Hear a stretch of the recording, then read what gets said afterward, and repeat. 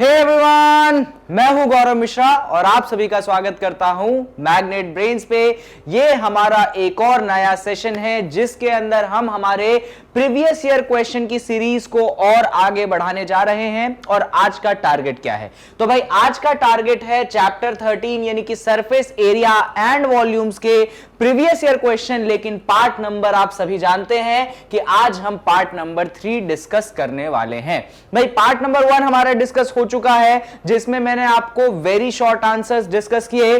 फिर मैं part number 2 लेके आया जिसके अंदर मैंने आपको शॉर्ट आंसर्स डिस्कस किए जो कि 3 नंबर के थे। और ये है आपका पार्ट नंबर 3 जिसके अंदर मैं डिस्कस करने वाला हूं आप सभी के लिए लॉन्ग आंसर्स। और ये जो लॉन्ग आंसर्स होने वाले हैं ये आपके 4 मार्क्स के होने वाले हैं। यानी कि डिस्कशन का जो भाई हमारा टारगेट है डिस्कशन का, ये बहुत ज्यादा इंपॉर्टेंट है क्योंकि इस वीडियो के अंदर हम सिर्फ और सिर्फ लॉन्ग आंसर्स को डिस्कस करने वाले हैं जो कि 4 मार्क्स के आपके एग्जाम में आते हैं। आपके एग्जामिनेशन पॉइंट ऑफ व्यू से ये जो क्वेश्चंस इस वीडियो में मैंने चुन चुन के डाले हैं ये बहुत ज्यादा जरूरी है। क्यों जरूरी है तो ध्यान से सुनिएगा। पहली बात तो ये कि ये जो लॉन्ग आंसर वाले क्वेश्चन है इनका सॉल्यूशन थोड़ा सा डिफिकल्ट रहता है। देखो शॉर्ट आंसर वाले बड़े ही आसान थे, हमने फटाफट कर लिया था। वो जो वेरी शॉर्ट वाले थे वो तो और ही आसान थे, हमने और जल्दी कर लिया था। ये जो लॉन्ग आंसर वाली वीडियो है इसके अंदर सॉल्यूशन थोड़े से मुश्किल होंगे, इसीलिए आपको कैलकुलेशन सीखना जरूरी है। ये तो पहली बात हो गई जिसके लिए ये वीडियो इंपॉर्टेंट है। दूसरी बात इसलिए इंपॉर्टेंट है कि जो लॉन्ग आंसर के क्वेश्चंस होते हैं कभी कभार उनको 2 पार्ट्स में डिवाइड करके शॉर्ट आंसर के क्वेश्चन बना दिए जाते हैं। भाई लॉन्ग आंसर का क्वेश्चन यानी क्वेश्चन बड़ा होगा तो उस बड़े क्वेश्चन को वो 2 पार्ट्स में डिवाइड कर देते हैं और 2 शॉर्ट आंसर पूछ लेते हैं। यानी कि एक क्वेश्चन को करने से आप 2 और क्वेश्चन को बना लेंगे और इसीलिए हमारा ये वीडियो बहुत ज्यादा इंपॉर्टेंट हो जाता है। तो बिना देरी के हम स्टार्ट करते हैं, हमारे इस टारगेट को अचीव करने की कोशिश करते हैं। लेकिन उससे पहले मैं आपको कुछ बातें बता देता हूं मैग्नेट ब्रेन्स के बारे में जो कि बहुत ज्यादा जरूरी है। बात नंबर 1 फर्स्ट टॉक कि भाई मैग्नेट ब्रेन्स आपको प्रोवाइड करता है 100% quality education and free education. यानी कि मैग्नेट ब्रेन्स पे आपको 2 चैप्टर्स पढ़ने के बाद किसी भी तरीके का पेमेंट करने की जरूरत नहीं है, सब कुछ आपके लिए फ्री ऑफ कॉस्ट अवेलेबल है। साथ में अगर ये सारी चीजें आप फ्री ऑफ कॉस्ट एक्सेस करना चाहते हैं तो आपके लिए 2 जगहें हैं जहां पे आप ये सारी चीजें एक्सेस कर सकते हैं। सबसे पहला तो है मैग्नेट ब्रेन्स का वेबसाइट जो कि है www.magnetbrains.com, जहां पे जाइए ये सारी वीडियोस आप बड़े ही आसानी से देख पाओगे। सारी वीडियोस क्लास वाइज हो, चैप्टर वाइज हो, टॉपिक वाइज हो, सब्जेक्ट वाइज हो या फिर टीचर वाइज या बुक वाइज हो, हमने बहुत ही अच्छे से प्लेलिस्ट बनाई है वेबसाइट पे। तो जाओ उसको फटाफट चेक करो। डेफिनेटली यूट्यूब तो आपकी दूसरी जगह है ही जहां पे सारे वीडियोस आप एक्सेस कर सकते हैं, पर वेबसाइट ज्यादा बेटर प्लेस है तो जाइए उस वेबसाइट को विजिट करिए। साथ में आप अगर हिंदी मीडियम के स्टूडेंट्स हैं तो मैग्नेट ब्रेन्स आपके लिए एक नया चैनल लेके आया है जो कि है मैग्नेट ब्रेन्स हिंदी। इस चैनल पे हम आपको कंटेंट प्रोवाइड करते हैं हिंदी मीडियम में, यानी कि हम आपको मैथ्स भी हिंदी मीडियम में पढ़ाएंगे, साइंस को भी हिंदी मीडियम में पढ़ाएंगे और सोशल साइंस को भी हम हिंदी मीडियम में पढ़ाएंगे और सब कुछ फ्री ऑफ कॉस्ट में तो भाई हम पढ़ाएंगे। चलिए अब इतनी सारी पॉजिटिव बातें मैंने आपको शेयर कर दी, आप में पॉजिटिविटी आ चुकी होगी। आई होप आपका दिमाग जो है अभी तक एकदम फ्रेश हो चुका होगा कि इस टारगेट को हम फटाफट अचीव कर लेंगे। याद रखिएगा इससे पहले 2 वीडियोस आ चुकी है सरफेस एरिया एंड वॉल्यूम के पीवाईक्यू की, तो उनको जरूर देखना और उसके बाद ही इस वीडियो पे जंप करना। कहां पे देखोगे तो भाई आपको डिस्क्रिप्शन में लिंक मिल जाएगी, तो जाइए उसको फटाफट देखिए क्योंकि उसके बिना अगर इसको देखोगे तो आपको थोड़ी सी समस्याएं होंगी। चलिए तो अब जो है हम यहां पे पहले क्वेश्चन को इंट्रोड्यूस कर देते हैं और ये रहा हमारा पहला क्वेश्चन। चलिए तो ये क्वेश्चन कब पूछा गया था सर? तो ये क्वेश्चन आपको पूछा गया था 2017। कब? 2017। 17 भाई खतरा होता है, पर टेंशन मत लो, सवाल बहुत सिंपल है, आसानी से समझ में आ जाएगा। जैसा कि मैंने आपको बताया था कि लॉन्ग आंसर है यानी कि एक सवाल कितने मार्क्स का होगा? 4 मार्क्स का होगा। तो अब सुकून से सवाल पढ़ेंगे और फिर जो है हम इसका सॉल्यूशन देखेंगे। चलो, in a hospital used water is collected in a cylindrical tank of diameter 2 metre and height 5 metre. देखिए एक हॉस्पिटल है उसमें यूज वाटर यूज वाटर समझते हो, जो पानी यूज हो चुका है किसी काम में, लेकिन हॉस्पिटल वाले उस पानी को फेंक नहीं देते, वेस्ट नहीं कर देते, उस यूज्ड वाटर को भी हॉस्पिटल वाले क्या कर रहे हैं, कलेक्ट कर रहे हैं। अरे भाई कलेक्ट कर तो कर कहां रहे हैं, तो वो कलेक्ट करते हैं एक सिलिंड्रिकल टैंक में जिसका डायामीटर है 2 मीटर और हाइट कितना है 5 मीटर। तो चलो ऐसा करते हैं, हम उस सिलिंड्रिकल टैंक को बना लेते हैं। तो अगर हम उस सिलिंड्रिकल टैंक को बनाए तो वो टैंक हमें कुछ ऐसा दिखेगा।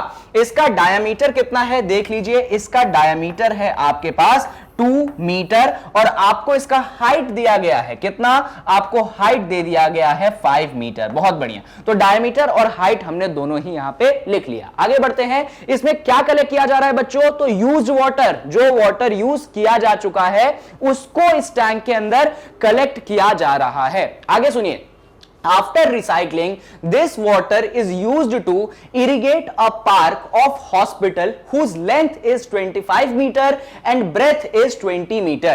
यानी कि ये जो used water इसमें था, जो कि हमने कलेक्ट किया था, उसको रिसाइकल किया जाता है, फेंका नहीं जाता। क्या किया जाता है, रिसाइकल। यानी कि भाई जो used water होगा उसमें इंप्योरिटीज होगी, तो हम उसको रिसाइकल करके उसकी इंप्योरिटीज को हटा देते हैं और फिर जो रिसाइकल्ड वाटर है हम उसकी मदद से इरिगेशन करते हैं। इरिगेशन मतलब सिंचाई करते हैं, किसी पार्क में पानी डालते हैं, और जिस पार्क में पानी डाल रहे हैं वो पार्क हॉस्पिटल का ही है और उस पार्क की हमें लेंथ दी गई है, उस पार्क की हमें ब्रेथ दी गई है।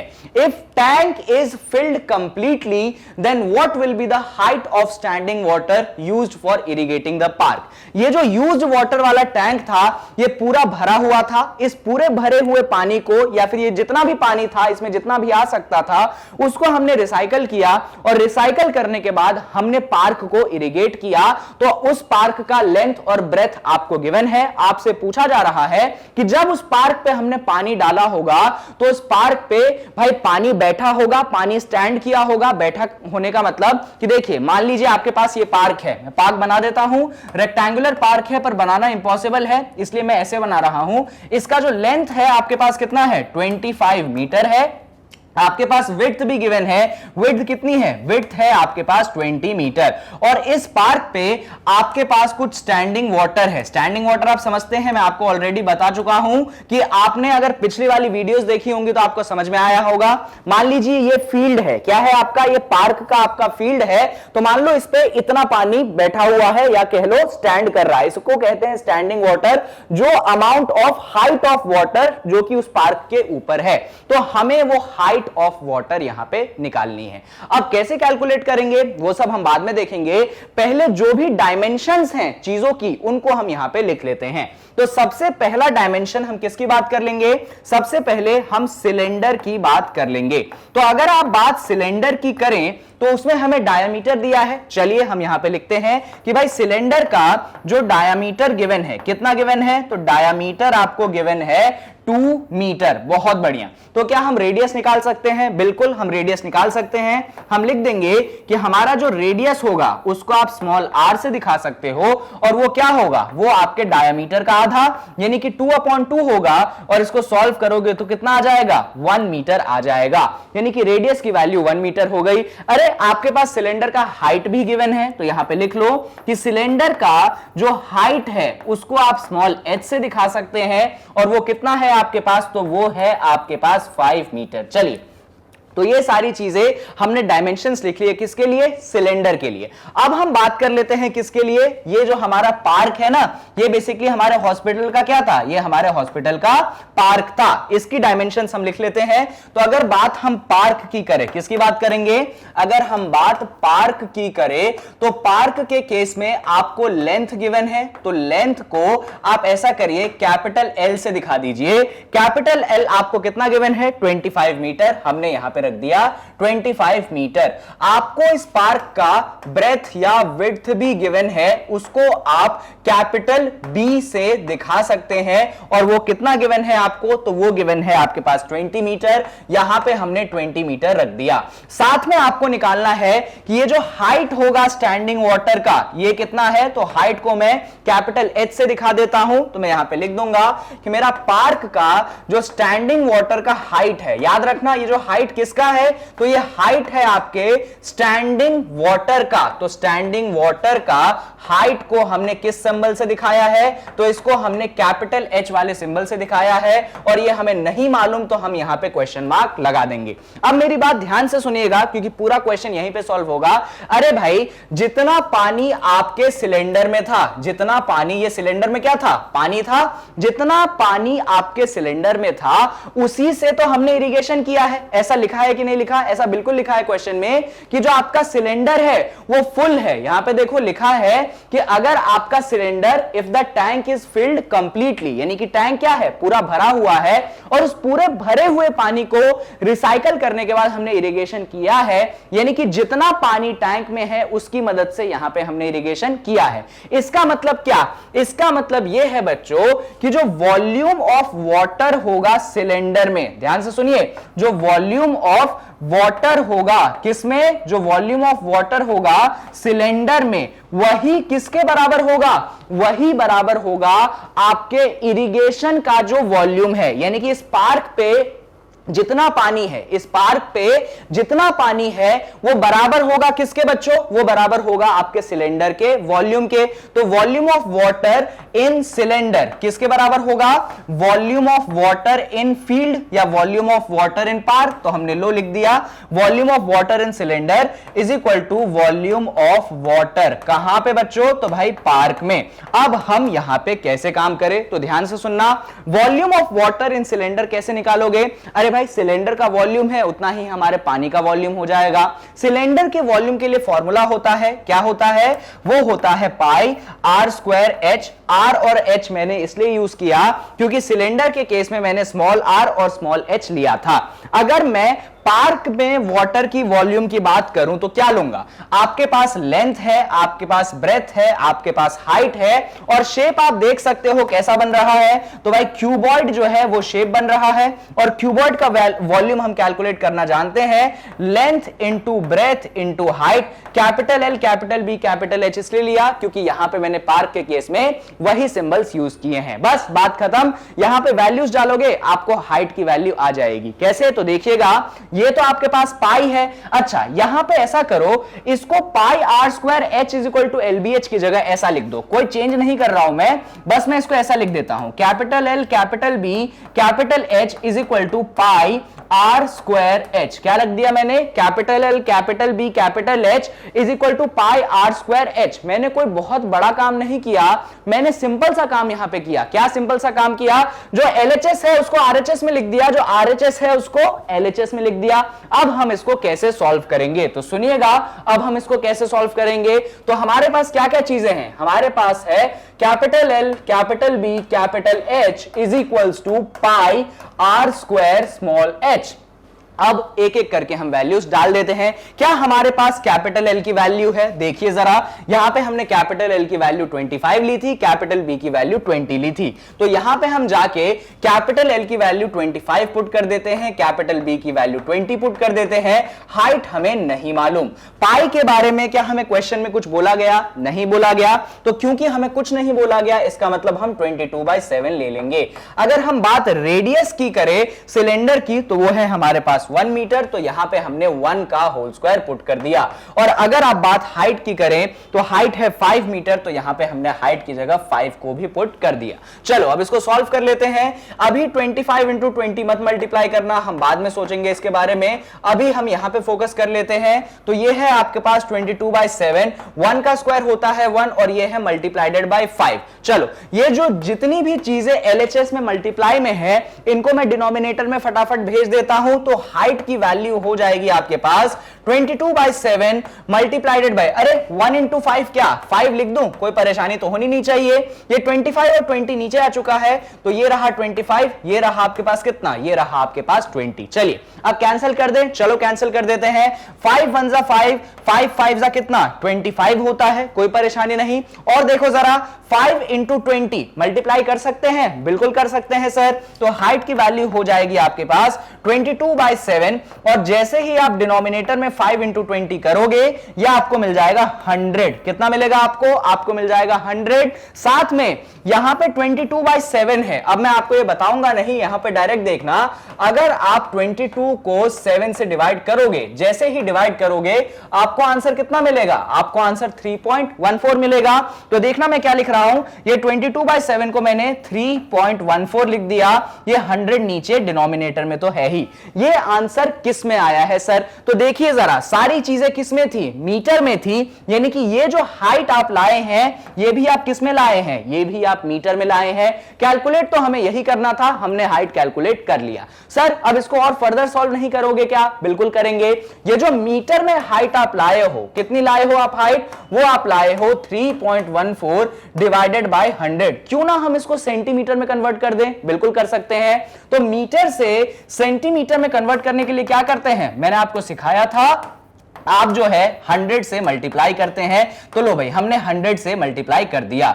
इस 100 ने इस 100 को कैंसिल कर दिया, यानी कि हाइट की जो फाइनल वैल्यू है वो मेरे पास आ चुकी है 3.14 क्या? सेंटीमीटर। अगर आप यहां पे आके रुकते हैं तब जो है आपका सवाल खत्म होता है। आपको हाइट ऑफ स्टैंडिंग वाटर निकालनी थी, आपने निकाल दी। और प्रेफरेबली आप मीटर में ना निकाल के सेंटीमीटर में निकालिए, ज्यादा फायदेमंद रहता है, आसानी से आप आंसर ढूंढ पाते हैं। चलिए, तो जो काम हमें बोला गया था वो काम हमने यहां पे कर दिया है खत्म। यानी कि सवाल नंबर 1 हो चुका है खत्म। और कितने नंबर मिल चुके हैं हमें? 4 नंबर मिल चुके हैं। ये जो क्वेश्चन है ये वैल्यू बेस्ड क्वेश्चन है। क्यों सर वैल्यू बेस्ड क्वेश्चन क्यों है? तो देखो जरा, यहां पे एक स्टेटमेंट लिखा है, right your views on recycling of water. जो 2017 के पेपर्स होते थे उसमें कुछ क्वेश्चन वैल्यू बेस्ड क्वेश्चन आते थे, यानी कि कुछ हमारे रियल लाइफ से, मॉरल वैल्यूज से जो आते था उससे रिलेटेड कुछ बातें हैं। तो आपसे पूछा गया है कि भाई आपको व्यूज बताने हैं रिसाइकलिंग ऑफ वाटर पे। तो बड़ी ही आसान सी बात है कि रिसाइकलिंग ऑफ वाटर बहुत अच्छी चीज है, इससे हम पानी का जो वेस्टेज है उसको रोक पाते हैं। तो ये 2-3 स्टेटमेंट आप नीचे लिख दोगे, आपको मार्क्स जो है पूरी तरीके से मिल जाएंगे। चलिए, फिलहाल ये होता है क्वेश्चन आपका खत्म। और क्योंकि क्वेश्चन 1 हो चुका है खत्म, इसलिए बारी किसकी आ जाती है? तो भाई बारी आ जाती है क्वेश्चन नंबर 2 की। और ये रहा हमारा क्वेश्चन नंबर 2। बहुत रीसेंट क्वेश्चन है क्योंकि ये 2020 में ही पूछा गया है, यानी कि 2021 में तो बोर्ड हुआ नहीं था। तो आपके लिए एक तो ये बहुत ही रीसेंट प्रीवियस ईयर क्वेश्चन बन गया। लॉन्ग आंसर क्वेश्चन है तो 4 मार्क्स का आपको पूछा गया है। तो हम सवाल को पढ़ने से शुरुआत करते हैं। चलिए, A solid is in the shape of a hemisphere surmounted by a cone। भाई एक सॉलिड है जिसका शेप कैसा है? हेमिस्फीयर है, लेकिन उसके ऊपर, सरमाउंटेड का मतलब उसके ऊपर कौन बैठा है? एक कोन बैठा है। बड़ी अच्छी बात है। If the radius of hemisphere and base radius of cone is 7 centimetre. आपको जो रेडियस दिया है हेमिस्फीयर का भी दे दिया, आपको कोन का भी रेडियस दे दिया। कितना दे दिया? 7 सेंटीमीटर दे दिया। And height of cone is 3.5 centimetre. आपको कोन का हाइट भी दे दिया। तो बस आपसे सॉलिड का वॉल्यूम पूछा जाता है। तो अगर मैं डायग्राम बना दूं तो नीचे क्या होगा? नीचे आपके पास होगा एक हेमिस्फीयर। लो हमने बना दिया हेमिस्फीयर। इसके ऊपर कौन होगा? इसके ऊपर होगा एक कोन। लो हमने बना दिया कोन। और यहां पे आपको दोनों का रेडियस दे दिया गया। कितना दिया गया दोनों का रेडियस? तो भाई दोनों का रेडियस दे दिया गया आपको 7 सेंटीमीटर। ये हमने यहां पे लिख दिया। आपको कोन का हाइट गिवन है, तो आपके पास ये कोन है, इसका आपको हाइट गिवन है। कितना हाइट गिवन है आपको कोन का? तो देख लो भाई 3.5 सेंटीमीटर गिवन है। यानी कि जो भी इंफॉर्मेशन यहां पे मेंशन्ड है उसको हम यहां पे लिख लेते हैं। चलिए, तो सबसे पहले हम हेमिस्फीयर के बारे में लिख लेते हैं, क्योंकि हेमिस्फीयर के केस में तो एक ही इंफॉर्मेशन होगी, रेडियस की। तो लिख लो कि हेमिस्फीयर के केस में जो आपको रेडियस मिला है आप इसको स्मॉल r से दिखाएंगे। और ये आपके पास कितना है? तो वो आपके पास है 7 सेंटीमीटर। ये हमने यहां पे लिख दिया। अगर हम कोन की बात करें, किसकी बात करें? अगर हम कोन की बात करें तो कोन के केस में जो रेडियस है, अरे वो भी तो हेमिस्फीयर के बराबर ही है, यानी कि उसको भी आप स्मॉल r से दिखा सकते हैं। और वो भी कितना? 7 सेंटीमीटर हो जाएगा। आप कोन के केस में हाइट को भी कैलकुलेट कर सकते हैं। सर कैलकुलेट क्यों करना? वो तो हमको गिवन है। तो ठीक है भाई, स्मॉल h से दिखा दो। और कितना गिवन है? वो आपको गिवन है 3.5 सेंटीमीटर। अरे ये जो 3.5 सेंटीमीटर है, क्या मैं इसको फ्रैक्शन में कन्वर्ट कर सकता हूं? बिल्कुल कर सकते हो सर। कैसे? देखो बच्चों, ये जो 3.5 है इसमें से अगर पॉइंट हटाओगे तो 35/10 मिलेगा कि नहीं मिलेगा? बिल्कुल मिलेगा। 5 2 जा 10 कर दो, 5 7 जा 35 कर दो, यानी कि जो आंसर है वो आ जाएगा आपके पास 7/2 क्या? सेंटीमीटर। यानी कि आपने हाइट की वैल्यू फ्रैक्शन में निकाल ली है और कितनी निकाल ली है? 7/2 सेंटीमीटर निकाल ली है। अब आपको क्या करना है? अब आपको पूरा सॉलिड का वॉल्यूम कैलकुलेट करना है। तो अगर आप अपने पूरे सॉलिड का वॉल्यूम कैलकुलेट करना चाहते हैं तो आपका सॉलिड दो हिस्सों से मिलकर बना है। कौन से दो हिस्से? अरे नीचे आपके पास हेमिस्फीयर है, ऊपर आपके पास कौन है? कोन है। तो इन दोनों का वॉल्यूम निकालो और ऐड कर दो, आंसर आपके पास आ जाएगा। चलो देख लेते हैं कैसे। तो आपको जैसे कि मैंने इंफॉर्मेशन दिया कि क्या करना है, तो आपके सॉलिड का जो टोटल वॉल्यूम होगा, आप ऐसा लिखेंगे टोटल वॉल्यूम। किसका टोटल वॉल्यूम? तो आपके सॉलिड का टोटल वॉल्यूम कितना हो जाएगा?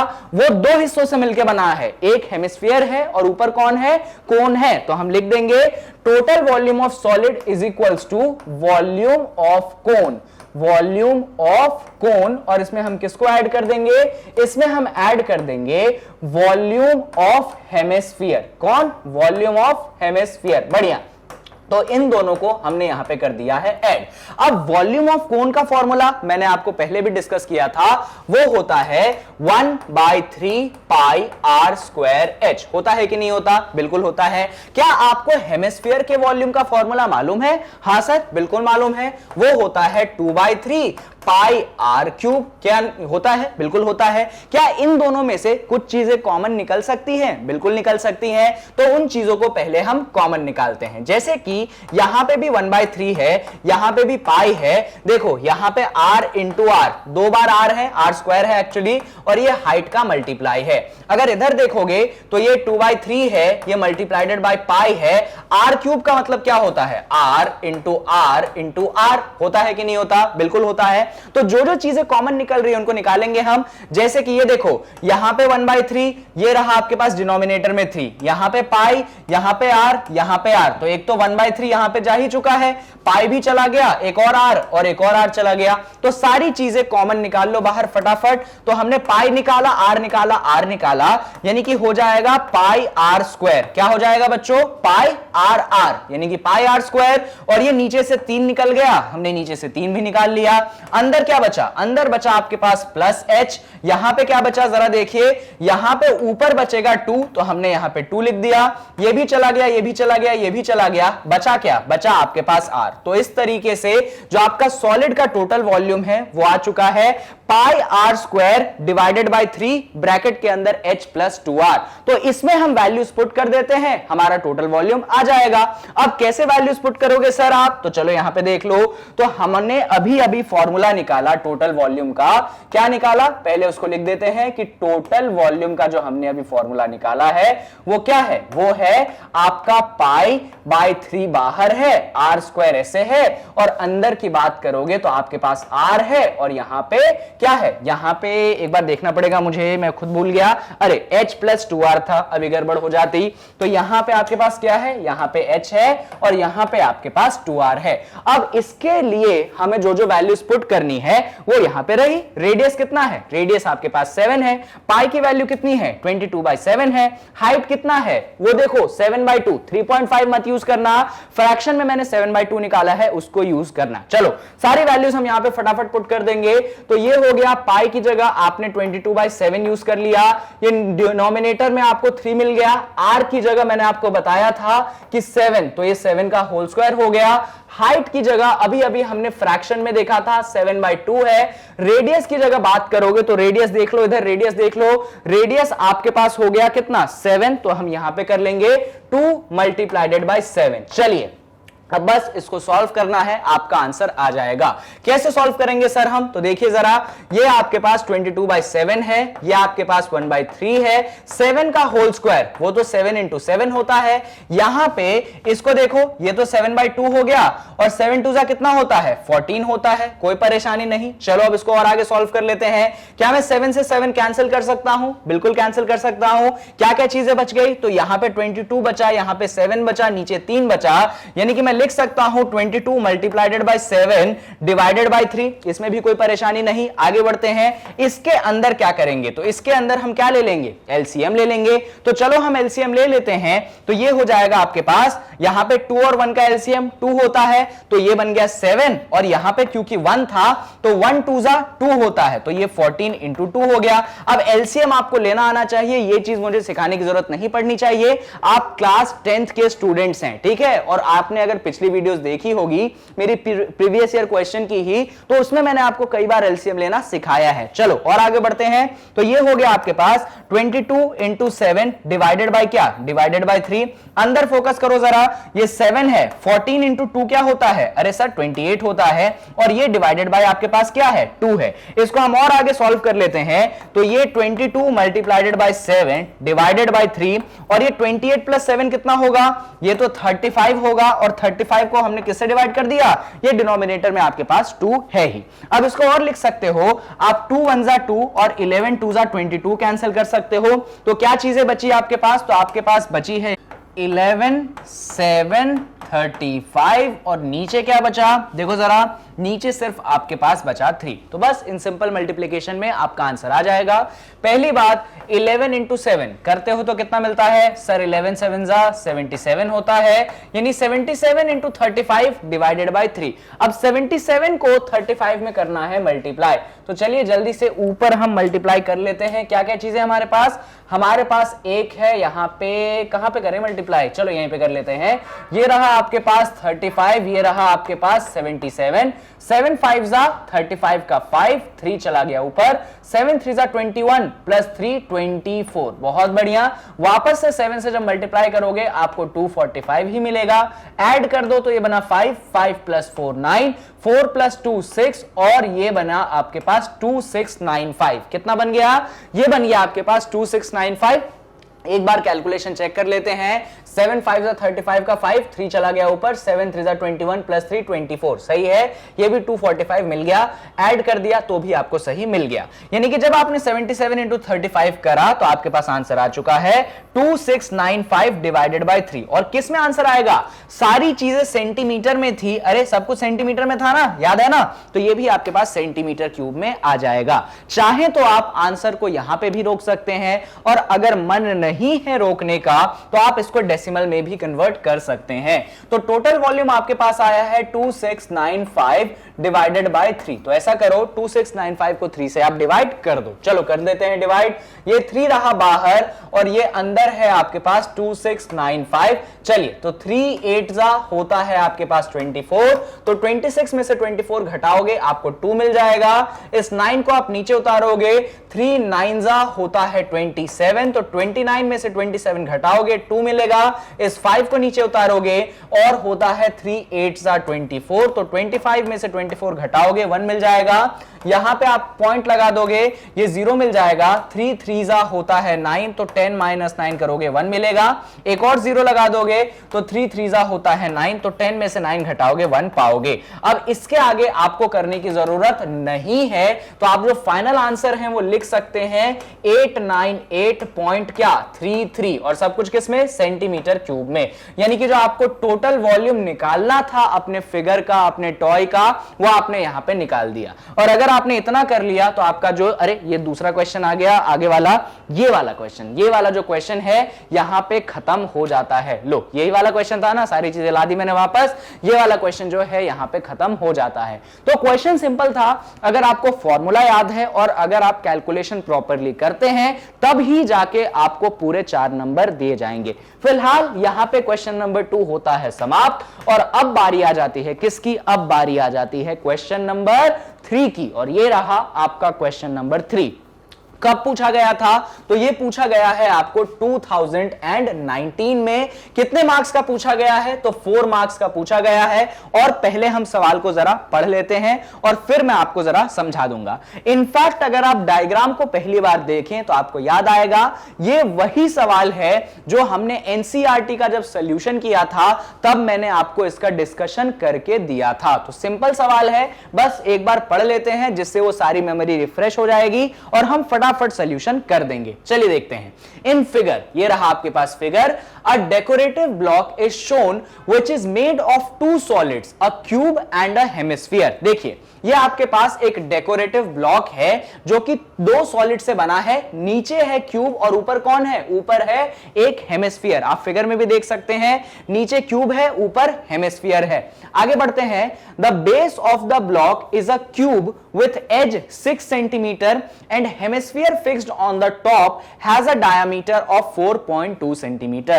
ये जो ब्लॉक, ये जो आपके पास फिगर है, इसमें जो नीचे क्यूब है इसका एज कितना है बच्चों, 6 सेंटीमीटर है, ये आपको गिवन है क्वेश्चन में। और जो ऊपर हेमिस्फीयर है उसका डायामीटर आपको गिवन है कितना, 4.2 सेंटीमीटर। ये ऊपर हेमिस्फीयर है उसका डायामीटर आपको गिवन है 4.2 सेंटीमीटर। तो आपसे दो सवाल यहां पे पूछे गए हैं। पहला, आपको टोटल सरफेस एरिया निकालना है किसका, ब्लॉक का। दूसरा सवाल, आपको वॉल्यूम निकालना है किसका, ये जो पूरा एंटायर ब्लॉक है ना, इसका वॉल्यूम आपको निकाल के दिखाना है। यानी अगर आप इतना कर देते हैं तो आपका जो आंसर है वो आ जाएगा। बहुत रिसेंट सवाल है, 2019 में ही पूछा गया था। ज्यादा मैं पीछे के प्रीवियस ईयर कभी नहीं लेता बच्चों। आपने देखा होगा ये जो PYQ सीरीज में करवा रहा हूं, ऐसा नहीं इसमें कि मैं 2010 का सवाल ले लिया, 8 का सवाल ले लिया, नहीं, ऐसा काम नहीं कर रहा मैं। क्यों ऐसा नहीं कर रहा हूं तो उसका रीजन समझो।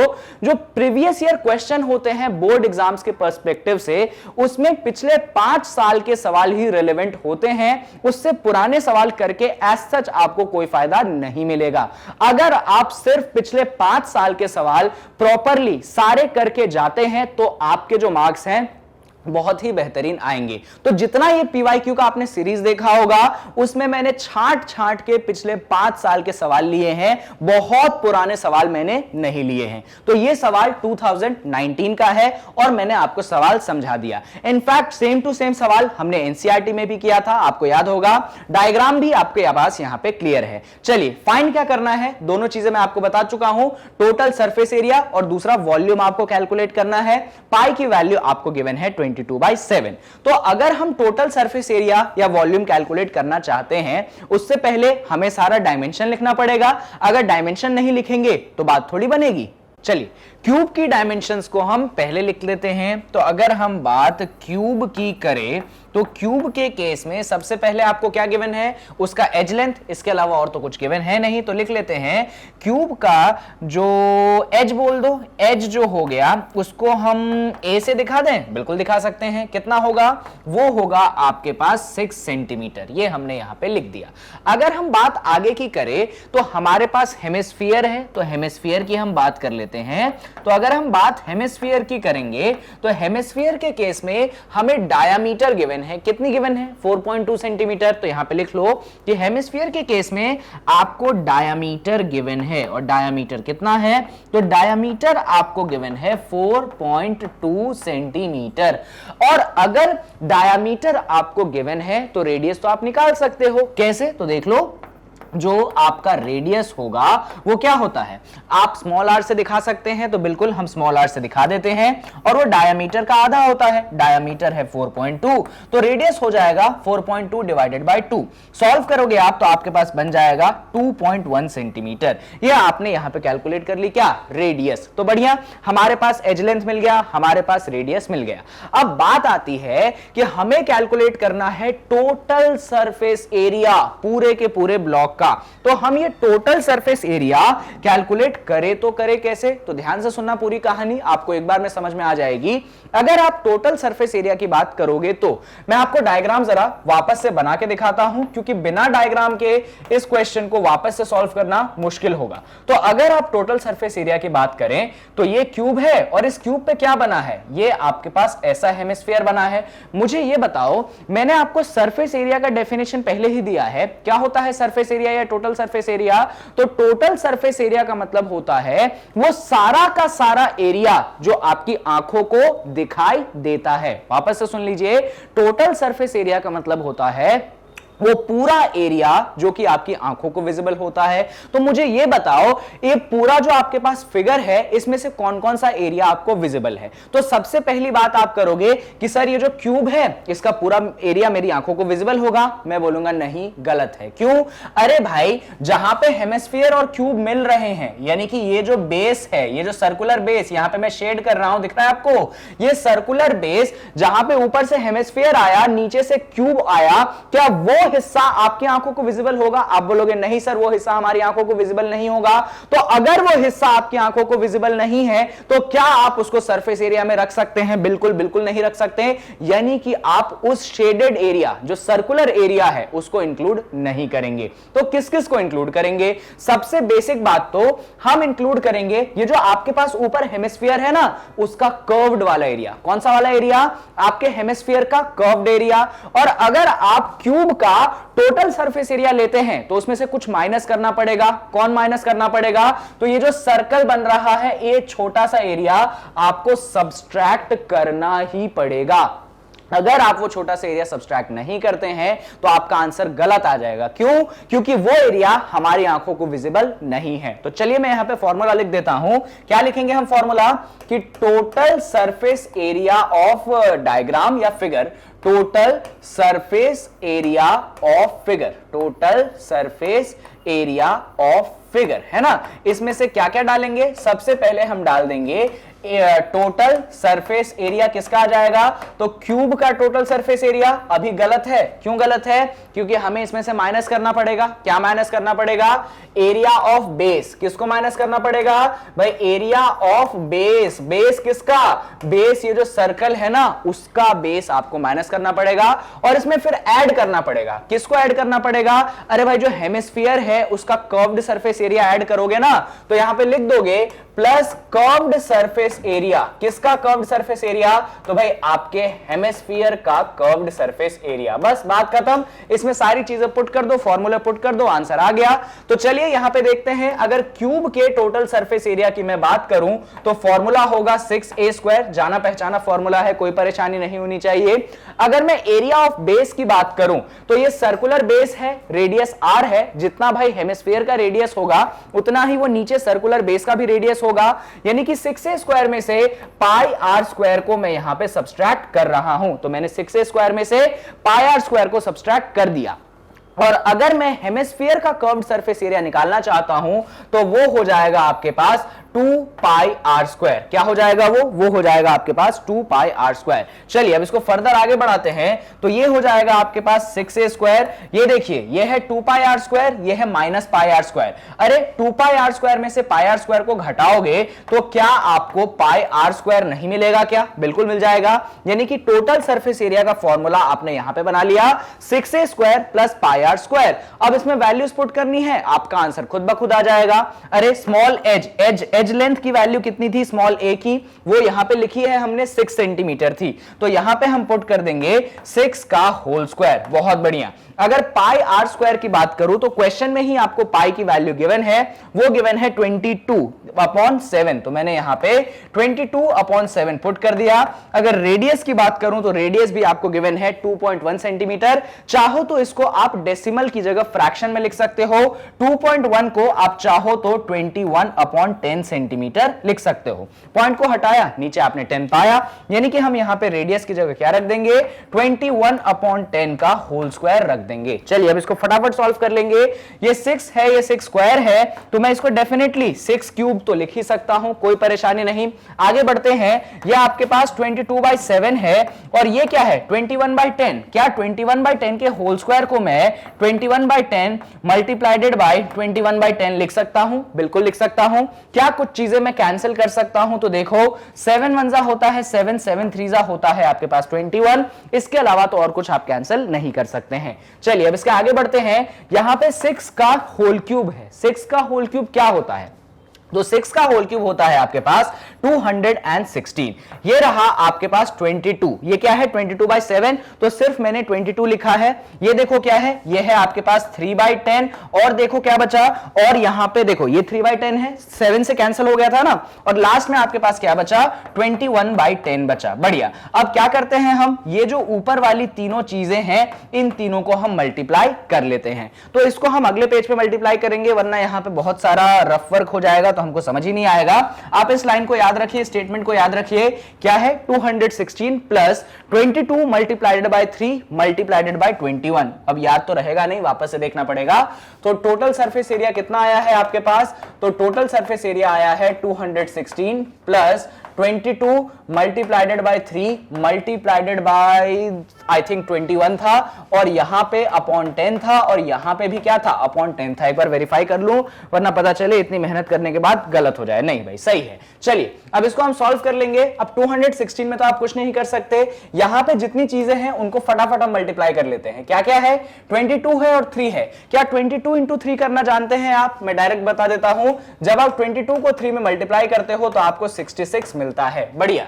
तो ये हो जाएगा आपके पास कितना, ये हो जाएगा 216, ये 22 इंटू 3 करा आपने तो ये मिल जाएगा 66, और ये आपके पास 21 का मल्टीप्लीकेशन है। डिनोमिनेटर में फोकस करिए, 10 इंटू 10 100 हो जाएगा। अब 66 को आपको 21 में मल्टीप्लाई करना है, तो ये 66 रहा, ये 21 रहा, 1 6 जा 6, 1 6 जा 6, 2 से मल्टीप्लाई कर दो, 2 6 जा 12 का 2, 1 चला गया ऊपर, 2 6 जा 12 प्लस 1 13। बढ़िया। अब इनको ऐड कर दो, 6 6 प्लस 2 8, ये 3, ये है 1, तो आंसर बन चुका है 1386। तो हम लिख सकते हैं ये 216 प्लस 1386 डिवाइडेड बाय 100। अब 1386 को 100 से आपको डिवाइड करना है, जल्दी से डिवाइड करते हैं, तो ये हो जाएगा 216 प्लस 13.86। बिल्कुल सिंपल सी बात है 100 से डिवाइड करना, यानी कि 2 डिजिट्स को डेसिमल के बाद प्लेस करना। अब इन दोनों को ऐड कर देते हैं हम, तो ये है 216, ये है आपके पास 13.86। जल्दी ऐड कर देते हैं, तो ये 6 हो जाएगा, ये 8 हो जाएगा, ये डेसिमल पॉइंट आ जाएगा। 6 प्लस 3 9 होता है, 1 प्लस 1 2 होता है, और ये आपको 2 मिल गया।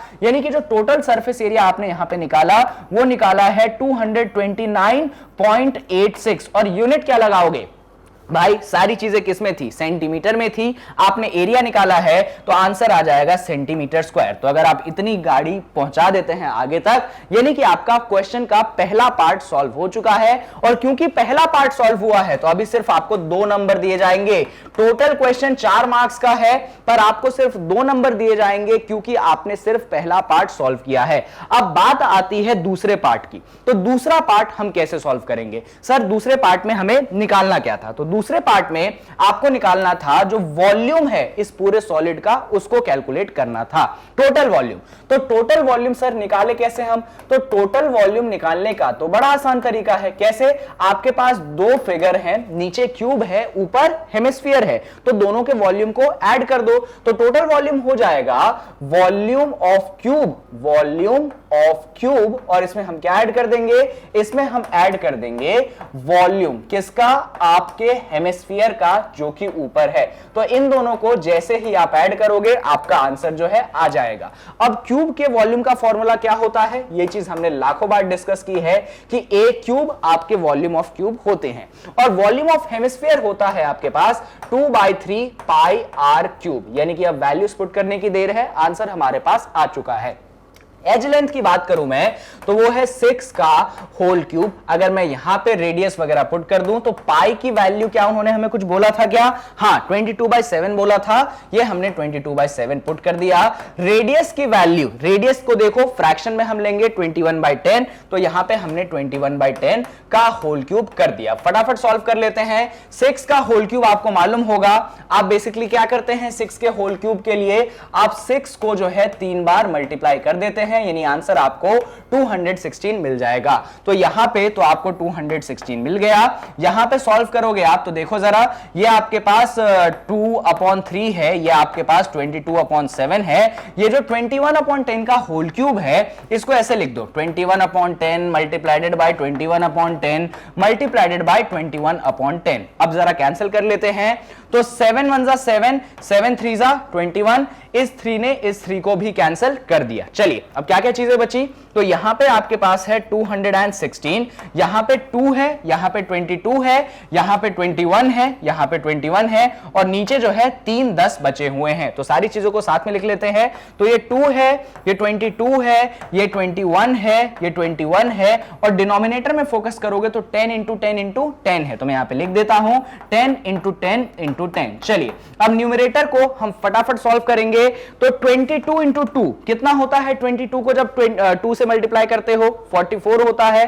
तो इसको हम अगले पेज पे लिख लेते हैं क्योंकि जगह नहीं बचेगी। तो अगले पेज पे अगर आ जाए तो सारी चीजें याद रखिएगा, 216 plus 2 मल्टीप्लाइडेड bye 22 मल्टीप्लाइडेड bye 21 मल्टीप्लाइडेड bye 21 divided by 10 into 10 into 10। चलो याद हो गया मुझे।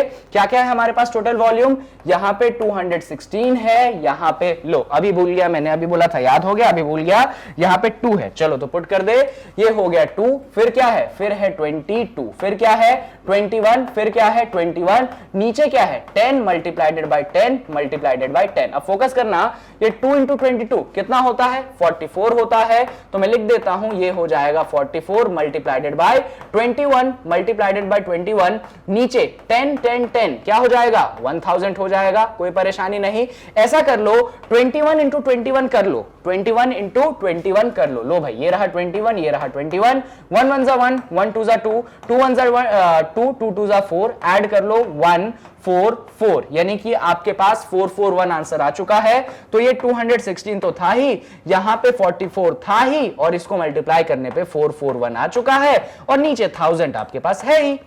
अब 44 इंटू 441 कर लो, तो ये रहा आपके पास 441, ये रहा आपके पास 44। तो 4 1 जा 4, 4 4 जा 16 का 6 है ना, और 4 चला गया ऊपर, 4 4 जा 16 प्लस 4 20, तो ये 2064 आ गया। एक बार वेरीफाई कर लो सही है कि नहीं। 4 1 जा 4, 4 4 जा 16, अरे लो अभी गड़बड़ हो जाती है और आप बता नहीं रहे हैं। देखिए 4 1 जा 4, 4 4 जा 16 का 6, 1 चला गया ऊपर, 4 4 जा 16 प्लस 1 17, 1764। वापस से आप मल्टीप्लाई करोगे तो आपको 1764 मिलेगा। ऐड कर दो, ये 4 6 प्लस 4 10 का 0, 1 चला गया ऊपर, 7 प्लस 6 13 प्लस 1 14 का 4, 1 चला गया ऊपर, 7 प्लस 2 9, और ये आपके पास 1 मिल गया।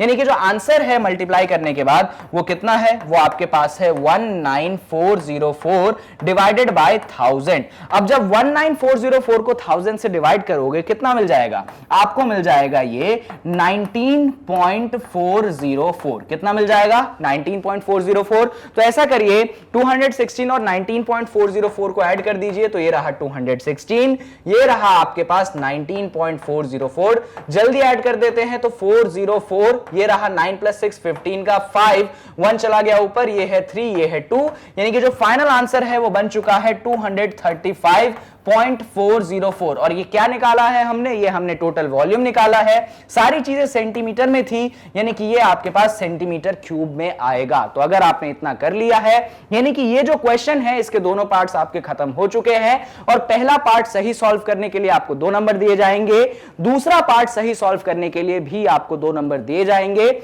और टोटल मिला के आपको 4 नंबर यहां पे मिल जाते हैं। तो सवाल नंबर 3 तो यहां पे होता है खत्म, और क्योंकि सवाल नंबर 3 यहां पे हो गया है खत्म, तो अब बारी किसकी आ गई है, तो अब बारी आ गई है सवाल नंबर 4 की। और ये रहा आपका सवाल नंबर 4, जो कि इतना बड़ा सवाल है कि देख के ही महसूस होता है कि अगर इस साल ऐसा कोई क्वेश्चन आता है तो डेफिनेटली वो केस बेस्ड में ही आएगा।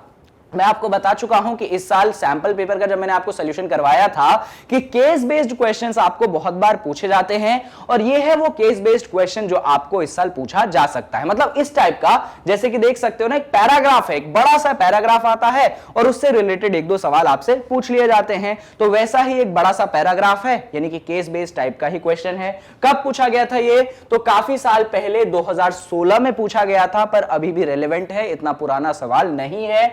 4 नंबरों का पूछा गया था, यानी कि केस बेस्ड में पूछने के लिए तो एकदम दमदार सवाल है, आपसे बनना है चाहिए ही चाहिए। और मैं यहां पे आपको सिखाऊंगा कि इसको सवाल को सॉल्व करते कैसे। पढ़ने से जरा हम सवाल को स्टार्ट कर देते हैं। Due to heavy floods in a state 1000 were rendered homeless. भाई आपको मालूम होगा गर्मियों के मौसम के बाद जो बारिश का मौसम आता है उसमें कभी कभार बहुत ज्यादा बारिश हो जाती है। तो ऐसा ही कोई स्टेट था जहां पे बहुत ज्यादा बारिश हो गई और बहुत ज्यादा वो बाढ़ जो होती है, फ्लड जो होता है वो आ गया। अब फ्लड आया तो बहुत सारे लोगों के जो घर हैं उसमें खराब हो गए, बर्बाद हो गए, तो उनका घर चला गया, वो क्या हो गए, होमलेस हो गए, बिना घर के हो गए। तो ऐसा कुछ सिचुएशन एक स्टेट में जनरेट हुआ है। यही तो होता है केस बेस्ड क्वेश्चन का स्टार्टिंग। आपको वो एक प्रैक्टिकल सिचुएशन देते हैं जो कि उन्होंने यहां पे आपको दिया है। आगे सुनिए, 50 schools collectively offered to the state government to provide place and the canvas for 1500 tents to be fixed by the government and decided to share the whole expenditure equally। क्या हुआ तो सुनिए, अब इतने लोग बेचारे बेघर हो गए, होमलेस हो गए, उनके पास घर नहीं है, तो जो उस स्टेट में स्कूल्स थे, भाई किसी भी स्टेट में स्कूल्स होंगे, तो स्टेट में 50 ऐसे स्कूल्स थे जिन्होंने सोचा कि क्यों ना हम ये जो बेघर हुए लोग हैं उनकी कुछ मदद करें। तो उन्होंने स्टेट गवर्नमेंट, भाई देखो मदद करने का जिम्मा किस पे होता है, स्टेट गवर्नमेंट पे होता है। अब मैं सोशल नहीं पढ़ा रहा हूं, मैथ्स ही पढ़ा रहा हूं, पर फिर भी सुन लो, तो स्टेट गवर्नमेंट का जो जिम्मा था उसमें स्कूल्स ने बोला कि हम आपकी हेल्प करना चाहते हैं, लोगों की मदद करने में। कैसे हेल्प करना चाहते हैं, तो ये जो लोग जो बेघर हुए हैं इनके लिए हम टेंट बनाना चाहते हैं।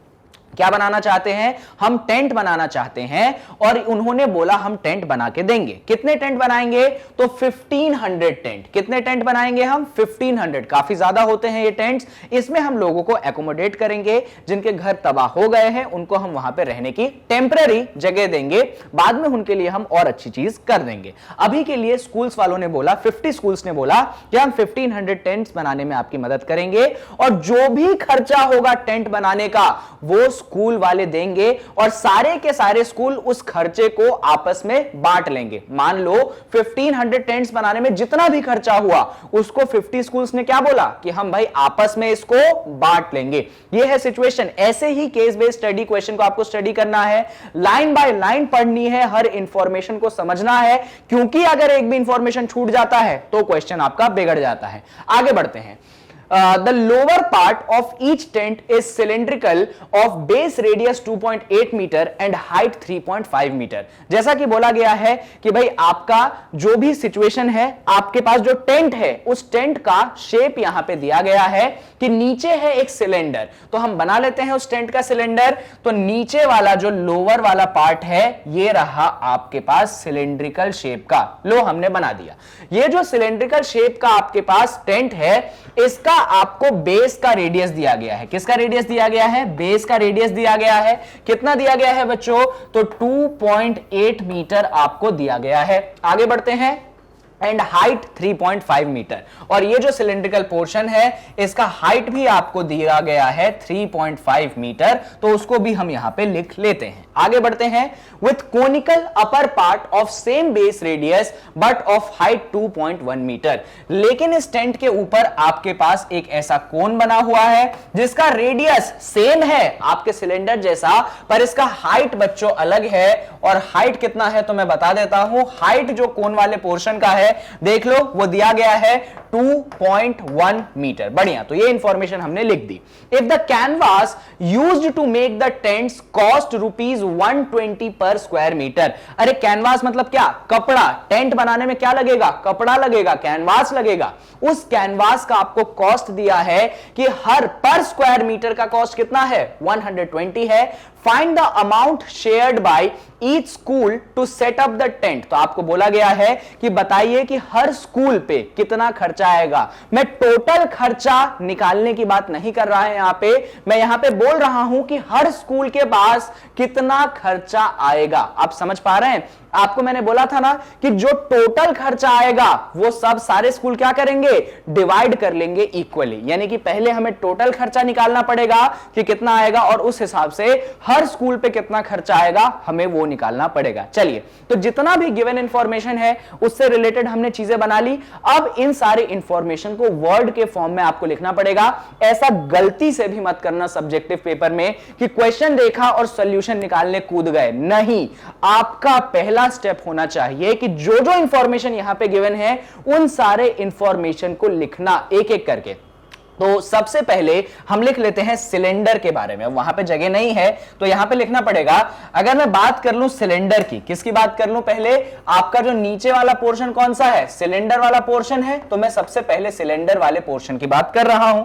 सिलेंडर में जो रेडियस है वो कितना है? 2.8 मीटर। तो मैं लिख देता हूं कि सिलेंडर के केस में जो आपको रेडियस है वो कितना दिया गया है, उसको आप स्मॉल r से दिखा सकते हैं और वो गिवन है आपके पास 2.8 मीटर। बहुत बढ़िया। सिलेंडर के केस में जो हाइट गिवन है वो है आपके पास 3.5 मीटर। तो मैं लिख देता हूं कि सिलेंडर के केस में आपको हाइट भी गिवन है और हाइट कितना है वो स्मॉल h से दिखा सकते हैं और वो है आपके पास 3.5 मीटर। वो भी हमने यहां पे लिख दिया। अब सिलेंडर में ये तो हो गया। अब ऊपर कौन सा पोर्शन है बच्चों? कोन है। तो चलिए उस पर डिस्कस कर लेते हैं।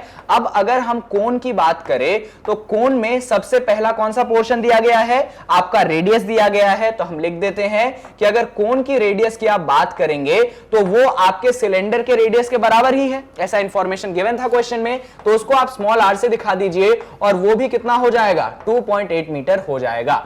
अगर आप इसके हाइट की बात करेंगे तो कोन का हाइट दूसरा दिया गया है तो कैपिटल H से दिखाइए क्योंकि वो सेम नहीं है। और कितना है वो आपके पास 2.1 मीटर है।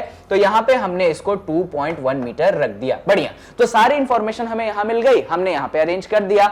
अब आपको क्या निकालना है? अब आपको निकालना है कि कितना कैनवास लगेगा, कितना कपड़ा लगेगा आपके टेंट को बनाने में।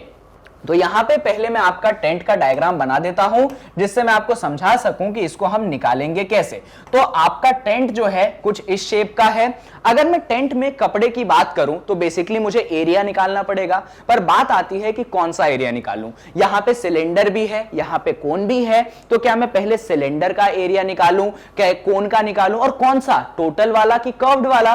तो यही same to same question previous year question के पार्ट 2, भाई इससे पहले पार्ट 3 देख रहे हो ना, पार्ट 2 में आपने करा था, मैंने आपको करवाया था। तो मैंने आपको बताया था कि जब ऐसा टेंट आता है तो ना ये वाला बेस इंक्लूड किया जाता है, ना ये वाला टॉप इंक्लूड किया जाता है। क्योंकि जब टेंट बनाते हो तो भाई नीचे जमीन होती है, आप उस पे बैठते हो, और ये जो टॉप होता है सिलेंडर का ये भी एब्सेंट रहता है, प्रेजेंट नहीं रहता है।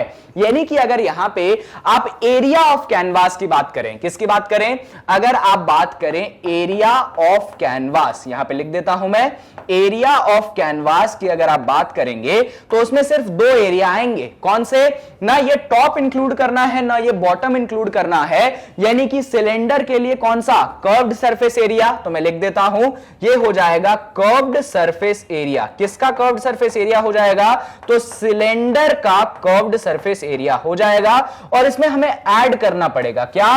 कोन का। देखो बेस नहीं आ रहा है, कौन सा आ रहा है? सिर्फ कर्व्ड वाला। तो कोन के केस में भी क्या लिख देंगे हम? Curved surface area. किसका कर्व्ड सरफेस एरिया? तो आपके कोन का कर्व्ड सरफेस एरिया। इन दोनों चीजों को आपको ऐड करना पड़ेगा, फिर जाके आपका टोटल सरफेस एरिया या एरिया ऑफ कैनवास निकल के आ जाएगा। अब कर्व्ड सरफेस एरिया हम सिलेंडर निकाले कैसे? भाई फॉर्मूला है हमारे पास सिलेंडर के लिए, कर्व्ड सरफेस एरिया के लिए। क्या है वो है आपके पास 2 पाई। अच्छा, सिलेंडर के लिए क्या रेडियस के लिए यूज किया? Small r। हाइट के लिए क्या यूज किया? Small h। तो ये हो जाएगा 2 pi small r small h। अगर कोन की बात करेंगे आप तो कोन के लिए आपके पास एक फॉर्मूला होता है जो कि होता है पाई। रेडियस को आपने स्मॉल r से यूज किया है। कोन में स्लैंट हाइट लेना पड़ता है, यानी कि आप l से दिखा दीजिए। और ये जो L है ये स्लैंट हाइट है, हमने तो कैलकुलेट नहीं किया, यानी कि हमें इसे कैलकुलेट करना पड़ेगा। तो हम यहां पे पहले स्लैंट हाइट को कैलकुलेट कर लेते हैं। फॉर्मूला हमारे पास बन गया है, हम इसका डायरेक्ट यूज बाद में कर लेंगे। तो चलिए हम स्लैंट हाइट की बात कर लें। ये जो स्लैंट हाइट है, ये स्लैंट हाइट किसका है? तो ये स्लैंट हाइट है किसका? ये स्लैंट हाइट है आपके कोन का।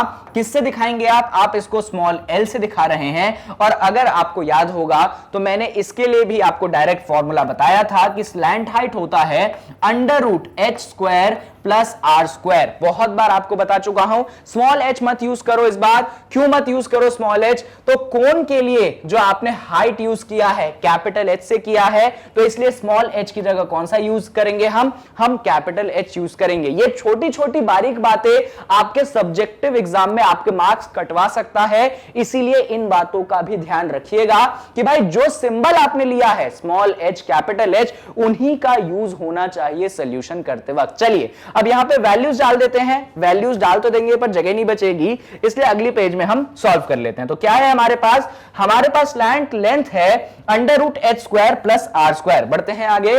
तो हमने अभी स्लैंट लेंथ की वैल्यू कैलकुलेट की है, क्या फॉर्मूले के हिसाब से अंडर रूट के अंदर हाइट का स्क्वायर और रेडियस का स्क्वायर।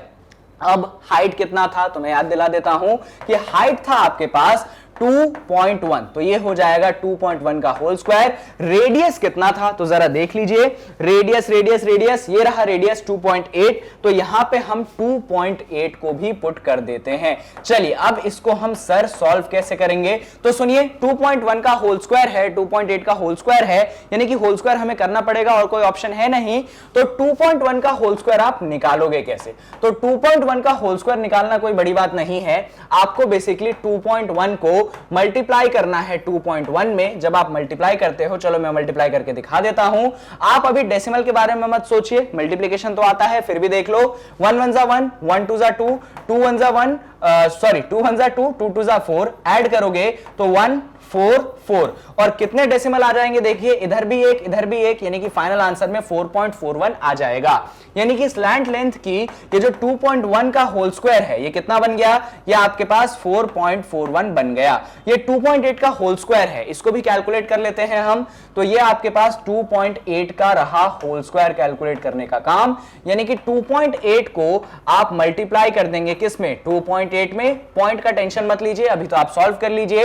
8 8 64 का 4, 6 चला गया ऊपर, 8 2 16 प्लस 6 22, बहुत बढ़िया। एक बार क्रॉस लगाओ, 2 8 16 का 6, 1 चला गया ऊपर, 2 2 4 प्लस 1 5, बहुत बढ़िया। इसको ऐड कर लो, ये 4 बन जाएगा, 6 प्लस 2 8 बन जाएगा, 5 प्लस 2 7 बन जाएगा।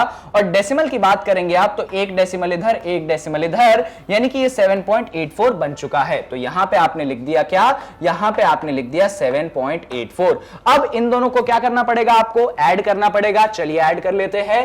तो ये है आपके पास 7.84, ये है आपके पास 4.41। जल्दी ऐड कर देंगे, 4 प्लस 1 5 होता है, 8 प्लस 4 12 का 2 होता है, हमने पॉइंट लगाया, 1 को ऊपर भेजा, 7 प्लस 4 11 प्लस 1 12 होता है, तो ये 12.25 बन गया। यानी कि स्लैंट लेंथ की जो वैल्यू है वो है हमारे पास 12.25। अब बात आती है कि सर ये 12.25 आप कैसे कैलकुलेट करोगे, तो याद करो मैंने आपको लॉन्ग डिवीजन नाम का एक मेथड सिखाया था रूट के केस में, वही लॉन्ग डिवीजन मेथड आज हम लगाएंगे। चलिए मैं सॉल्व करके दिखाता हूं। तो हमें कैलकुलेट करना है अंडर रूट, किसका अंडर रूट, तो भाई 12.25 का अंडर रूट। मैंने आपको सिखाया था पॉइंट के पहले भी पेयर्स बनाइए, पॉइंट के बाद भी पेयर बनाइए। तो सबसे पहला कौन सा नंबर दिख रहा है, सबसे पहला नंबर मुझे 3 दिख रहा है, क्योंकि जब मैं 3 इंटू 3 करूंगा मुझे यहां पे 9 मिल जाएगा, सब्सट्रैक्ट करूंगा मुझे 3 मिल जाएगा, और नीचे के लिए मुझे प्लस करना पड़ेगा, तो 3 प्लस 3 मुझे यहां पे 6 मिल जाएगा। यहां पे मुझे पहला नंबर क्या मिल गया, 3। अब डेसिमल आ गया तो फिर मैंने डेसिमल पुट कर दिया। अब ये पूरे पेयर यानी कि 25 को मैंने नीचे उतार दिया।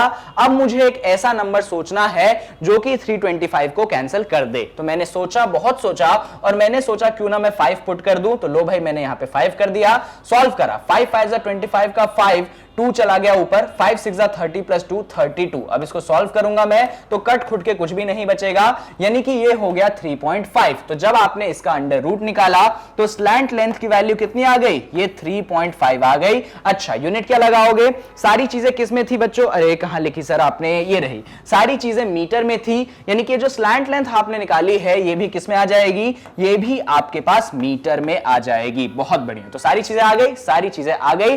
अब जो है हमने जो फॉर्मूला जनरेट किया था ना, कौन सा फॉर्मूला, ये वाला फॉर्मूला कि एरिया ऑफ कैनवास होगा 2 pi R H plus pi R L, इसका हम इस्तेमाल कर सकते हैं। चलिए हम डायरेक्ट यूज करेंगे फॉर्मूले का।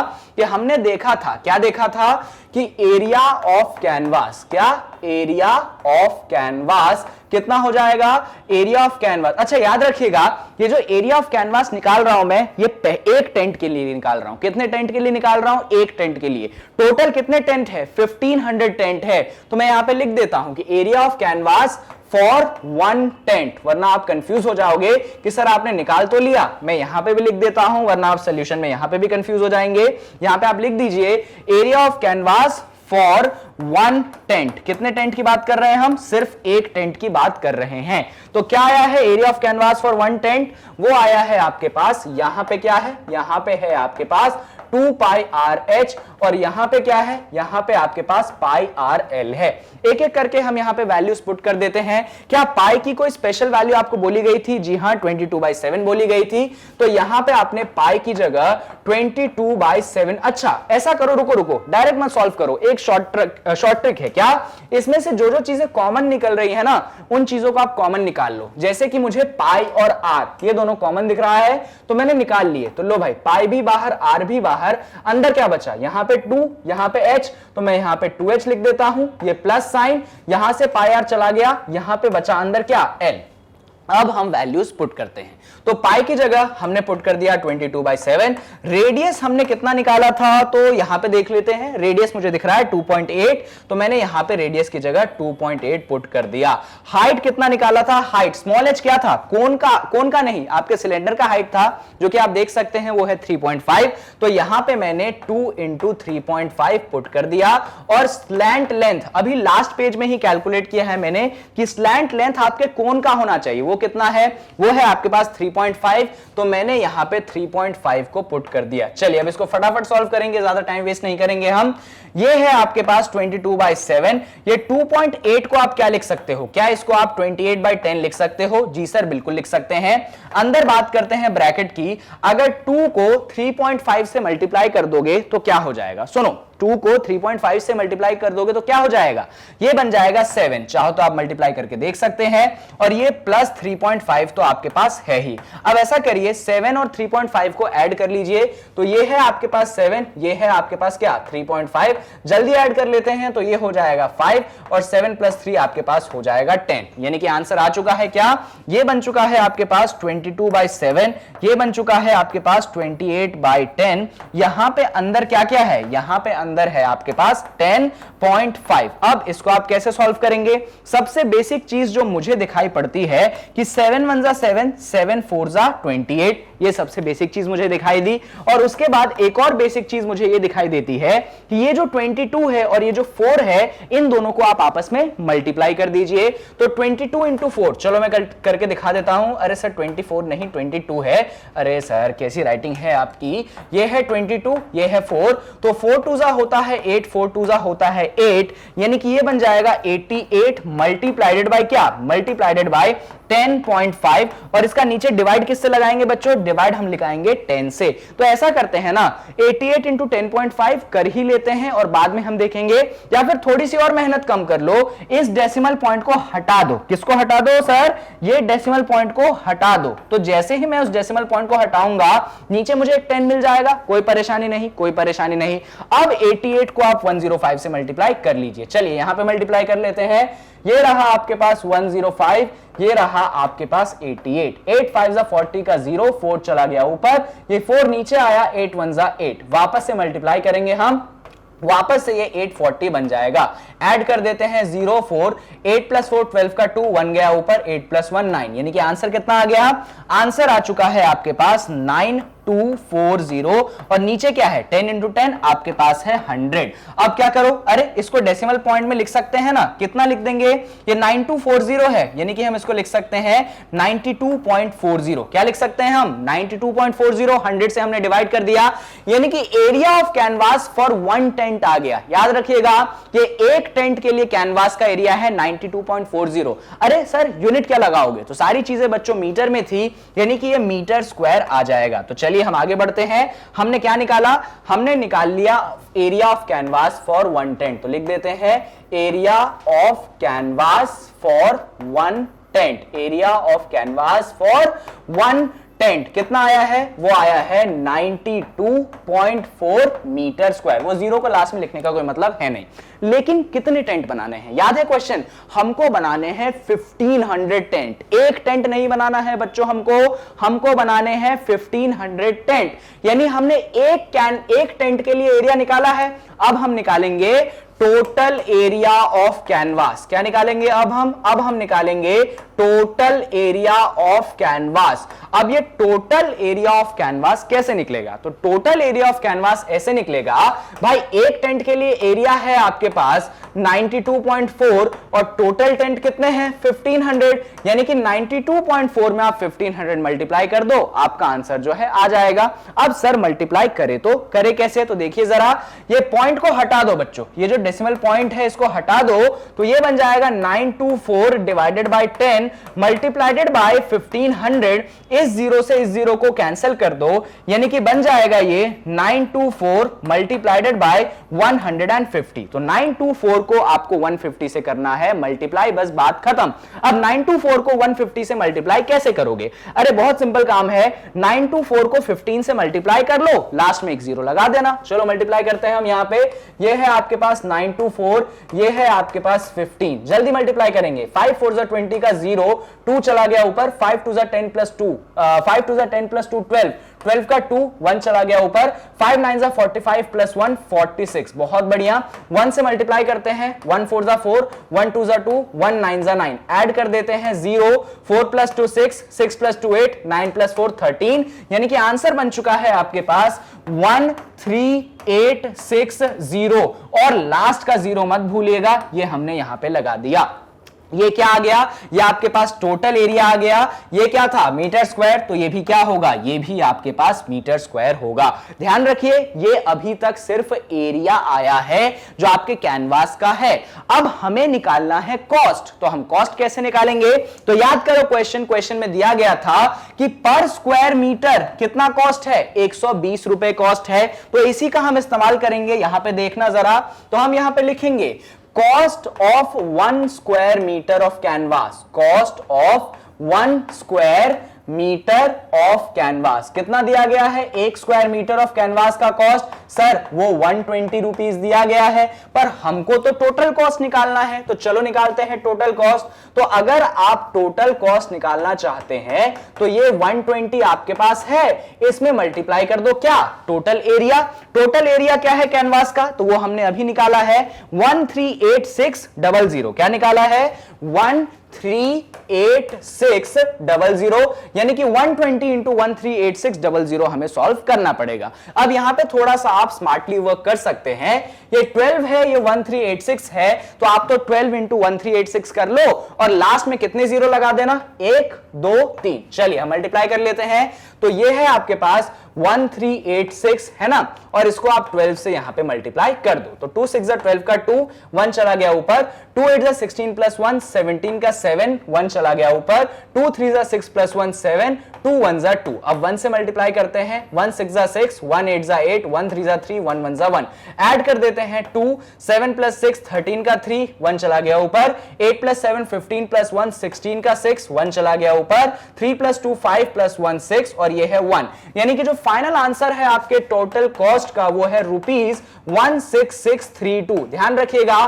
3 जीरो अभी पीछे लगाना है, तो हमने 3 जीरो पीछे लगा दिए। क्या हमको टोटल कॉस्ट फाइंड करनी थी, नहीं, हमको टोटल कॉस्ट फाइंड नहीं करनी थी, हमको फाइंड करनी थी एक स्कूल पे कितना खर्चा आएगा। और मैं ये इंफॉर्मेशन आपको दे चुका हूं कि टोटल कितने स्कूल है, 50 स्कूल हैं, यानी कि ये जो टोटल खर्चा है इसको हमें 50 से डिवाइड करना पड़ेगा। क्यों 50 से डिवाइड करेंगे, क्योंकि सभी स्कूलों पे बराबर खर्चा आना चाहिए, इसकी बात हुई थी। तो हम लिख देंगे, क्या लिख देंगे, कॉस्ट पर स्कूल। क्या लिख देंगे भाई, कॉस्ट पर स्कूल, इसका मतलब एक स्कूल पे कितना खर्चा आया। तो इसके लिए हम क्या करेंगे, टोटल कॉस्ट जो है यानी कि 16632,000 हम इसको डिवाइड कर देंगे किससे, 50 से। सिंपल, बात खत्म।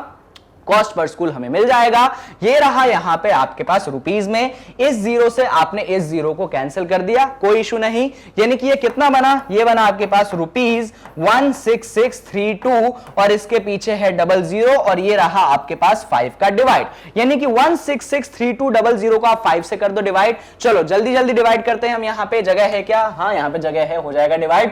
ये जो रफ वर्क है मैं मिटा देता हूं क्योंकि सिंपल मल्टीप्लिकेशन डिवीजन रहते हैं, इसमें कोई इशू है नहीं।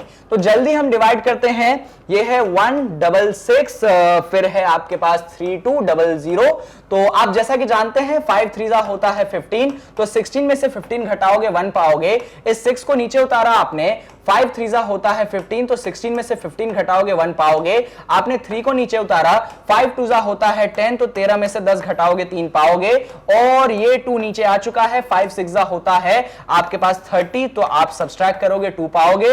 ये अरे 2, हाँ 2, ये 0 नीचे आया। 5 4 होता है आपके पास 20, सब्सट्रैक्ट करके 0 बचा। ये 0 नीचे आके मतलब है नहीं, तो आपने 0 ऊपर भेज दिया। यानी कि जो कॉस्ट पर स्कूल आया है वो आपने कैलकुलेट कर लिया और वो कितना आया है, वो आपके पास आया है 332640। कितना आ गया, वो आ गया रुपीस 332640। और अगर आप इसको रुपीस में ऐसे मार्क कर दोगे तो कितना कॉस्ट आया पर स्कूल, 3,32,640। अगर वर्ड्स में बोले तो वर्ड्स में भी लिख दो, पर आप 5वीं कक्षा में थोड़ी हो जो वर्ड्स का और नंबर का चेक करेंगे। तो इतना जो है कॉस्ट पर स्कूल आपका आ चुका है। बस अगर आपने इतना कर दिया, यानी कि जो आपका ये वैल्यू बेस्ड क्वेश्चन था वो आपने यहां पे सॉल्व कर दिया। तो ये पूरा प्रोसेस आपको करना पड़ेगा इस क्वेश्चन को सॉल्व करने के लिए, और यही टाइप के क्वेश्चन आते हैं आपके केस बेस्ड क्वेश्चन। देखो बच्चों, क्वेश्चन टफ नहीं है, क्वेश्चन में वही सारी चीजें गिवन है जो कि आप पहले से सॉल्व करते आए हैं। बस यहां पे एक सिचुएशन क्रिएट कर दी, यहां पे नंबर्स बड़े बड़े दे दिए, तो बस आपको ऐसे ट्रिक करने की कोशिश की गई है, फंसाने की कोशिश की गई है। तो आपको फंसना नहीं है, आपको स्टेप बाय स्टेप चलना है। मैं क्वेश्चन को स्टेप बाय स्टेप क्यों करता हूं, इसलिए करता हूं क्योंकि आप भी उस तरीके को अपनाए, और जब आप उस तरीके को अपना लोगे ना, एग्जाम में एक क्वेश्चन आपसे गलत नहीं होगा। फिलहाल हमारा ये क्वेश्चन होता है खत्म। यहां पे एक वैल्यू बेस्ड क्वेश्चन है, what values generated by the above problem. तो भाई यहां पे कौन सी मॉरल वैल्यू जनरेट होती है, तो बड़ी सिंपल सी बात है कि यहां पे ह्यूमैनिटी, जो इंसानियत होती है, एक दूसरे को मदद करनी चाहिए। ये सिंपल सा आप आंसर लिख सकते हैं। आप देख सकते हो कि स्कूल्स ने जो लोग बेघर हुए थे फ्लड्स में, उनके लिए उन्होंने कितनी मदद की। तो यही वैल्यू आप यहां पे लिख देंगे कि ह्यूमैनिटी को, इंसान को एक दूसरे की हेल्प करनी चाहिए हमेशा, चाहे जरूरत हो तब तो करनी ही चाहिए, और अगर बहुत छोटी सी भी समस्या हो फिर भी अगर आप हेल्प कर सकते हैं तो आप बिल्कुल हेल्प करिए। तो अब जो है हमारे क्वेश्चन फाइनली होता है खत्म, और क्वेश्चन 4 के बाद बारी आ जाती है किसकी, क्वेश्चन नंबर 5 की। चलो भाई, अब ये छोटा क्वेश्चन आ गया। ऐसे क्वेश्चन आपको केस बेस्ड में नहीं पूछे जाएंगे, पर फिर भी क्वेश्चन बहुत ज्यादा इंपॉर्टेंट है। कब पूछा गया है, 2019 में, यानी कि काफी रीसेंट क्वेश्चन है। कितने मार्क्स का, 4 मार्क्स का। ये तो आप जानते हैं कि लॉन्ग आंसर क्वेश्चन है, 4 मार्क्स का आपको पूछा जाएगा। चलिए तो फटाफट हम क्वेश्चन पढ़ लेते हैं और फिर जो है हम इसका सॉल्यूशन देख लेते हैं। चलो तो क्या कहता है question, A solid iron pole consists of a cylinder of height 220 centimeter and base diameter 24 centimeter। एक आयरन का पोल है, सॉलिड आयरन का पोल है, उसमें नीचे जो है ना एक सिलेंडर बना है। तो बढ़िया सा हम सिलेंडर बना लेते हैं, और इस सिलेंडर के डायमेंशंस आपको दिए गए हैं कि जो इसका हाइट है वो कितना गिवन है आपको, वो हाइट गिवन है, देखिए देखिए देखिए 220 सेंटीमीटर। तो लिख दो कि ये हो गया 220 सेंटीमीटर। मीटर में मत कन्वर्ट करो, सेंटीमीटर में रहने दो। डायामीटर आपको बेस का दिया गया है, कितना दिया गया है डायामीटर, 24 सेंटीमीटर दिया गया है। तो लो, मैंने डायामीटर को भी यहां पे लिख दिया। इसके ऊपर आगे पढ़ते हैं question, which is surmounted by another cylinder of height 60 centimetre and radius 8 centimetre. यानी कि इस पोल के ऊपर भी एक सिलेंड्रिकल पोल है, लेकिन उसका हाइट और रेडियस क्या है, थोड़े कम कम है। तो लिख लेते हैं, ये जो ऊपर वाला पोल है इसका हाइट आपको गिवन है बच्चों 60 सेंटीमीटर, और इसका जो रेडियस, आपको डायमीटर नहीं गिवन है ऊपर वाले के लिए, ऊपर वाले के लिए क्या गिवन है, रेडियस गिवन है, और कितना गिवन है, 8 सेंटीमीटर गिवन है। बहुत बढ़िया।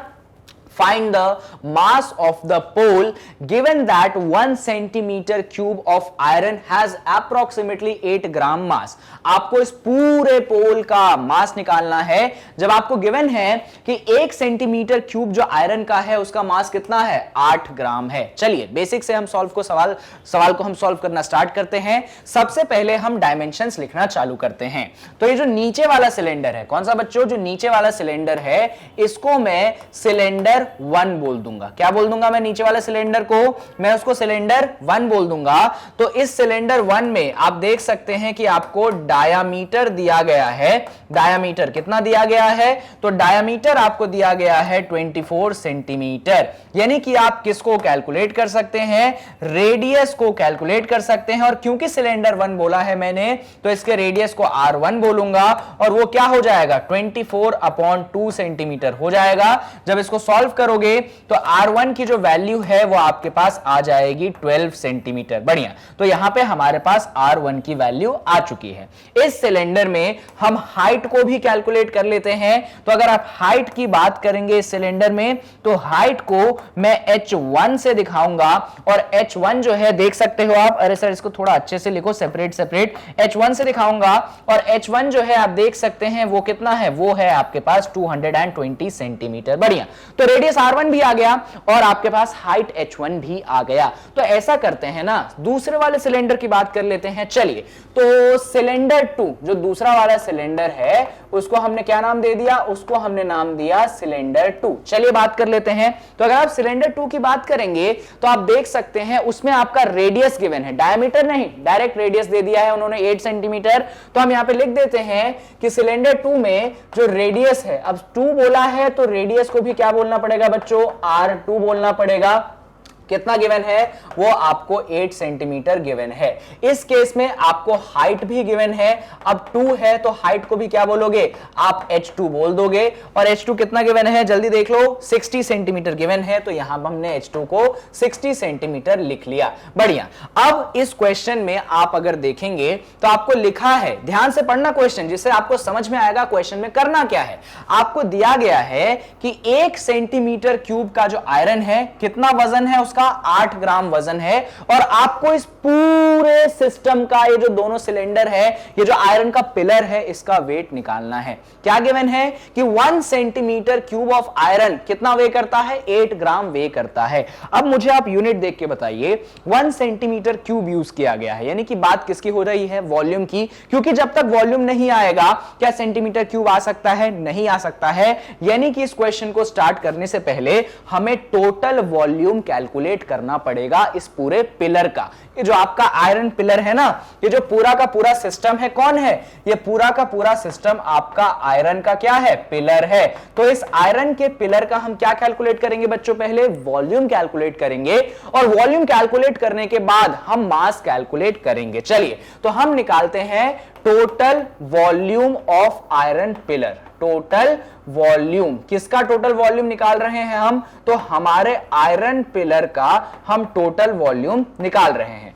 अब आयरन पिलर का टोटल वॉल्यूम हम निकालेंगे कैसे, अरे बड़ा सिंपल है, नीचे एक सिलेंडर है, ऊपर एक सिलेंडर है, दोनों के वॉल्यूम को ऐड कर दो। तो हम लिख देंगे total volume of iron pillar is equals to volume of cylinder 1। ध्यान से देखिएगा, हम क्या लिखेंगे, हम लिखेंगे वॉल्यूम ऑफ सिलेंडर 1, यानी कि नीचे वाला सिलेंडर, प्लस इसमें हम क्या ऐड कर देंगे, volume of cylinder 2, volume of cylinder 1 plus volume of what, volume of cylinder. कौन सा सिलेंडर बच्चों, दूसरा वाला सिलेंडर। तो पहले वाले सिलेंडर के लिए हम क्या फॉर्मूला यूज करेंगे, सर हम जानते हैं, हम यूज करेंगे पाई R1 होल स्क्वायर H1। दूसरे वाले के लिए क्या यूज करेंगे, पाई R2 होल स्क्वायर H2। कोई परेशानी नहीं, इसमें से क्या कुछ कॉमन निकाल सकते हैं, बिल्कुल आप पाई को कॉमन निकाल सकते हैं। आपने पाई को कॉमन निकाल लिया तो अंदर क्या बच गया, अंदर बच गया R1 स्क्वायर H1, यहां पे बच गया R2 होल स्क्वायर H2। बहुत बढ़िया,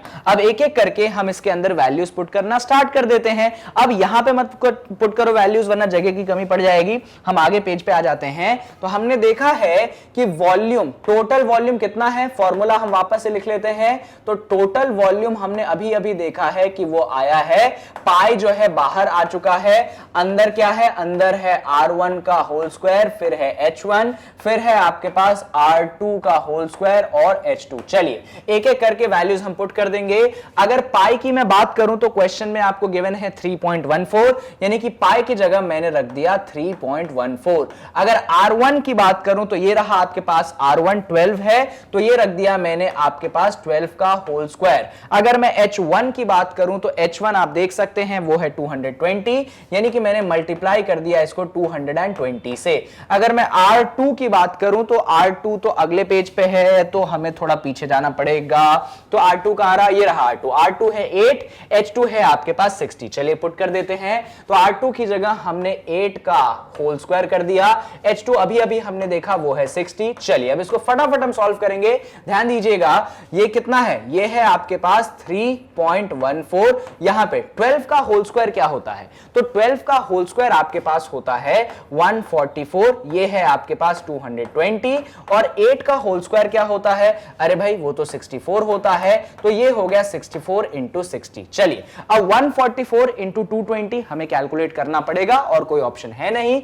ये रहा आपके पास 144, ये रहा आपके पास 220। जल्दी सॉल्व करते हैं। 0 से मल्टीप्लाई करोगे तो हर जगह 0 मिलेगा, 2 से मल्टीप्लाई करोगे 8 8 और 2 मिल जाएगा, फिर से आप 2 से मल्टीप्लाई करोगे आपको 8 8 और 2 मिल जाएगा। ऐड कर दीजिए इसको 0, फिर ये 8 8 प्लस 8 16 का 6, 1 चला गया ऊपर, 8 प्लस 2 10 प्लस 1 11 का 1 1 चला गया ऊपर, 2 प्लस 1 3, यानी कि कितना बन चुका है यहां पे, ये तो बाहर आपके पास 3.14 है ही, अंदर बन चुका है आपके पास इन दोनों को मल्टीप्लाई करने पे 31680। अब यहां पे आपको 64 इंटू 60 करना है, तो ये रहा आपके पास 64, ये रहा आपके पास 60। जल्दी 0 से मल्टीप्लाई करते हैं, तो 0 से जब करोगे तो 0 0 ही मिलेगा, 6 से करोगे तो 6 4 जा 24 का 4, 2 चला जाएगा ऊपर, 6 6 जा 36 प्लस 2 38। जल्दी ऐड कर लेते हैं, तो ये 0 ये 4 ये 8 और ये आपको मिल जाएगा 3, यानी कि यहां पे जो है आपको मिल चुका है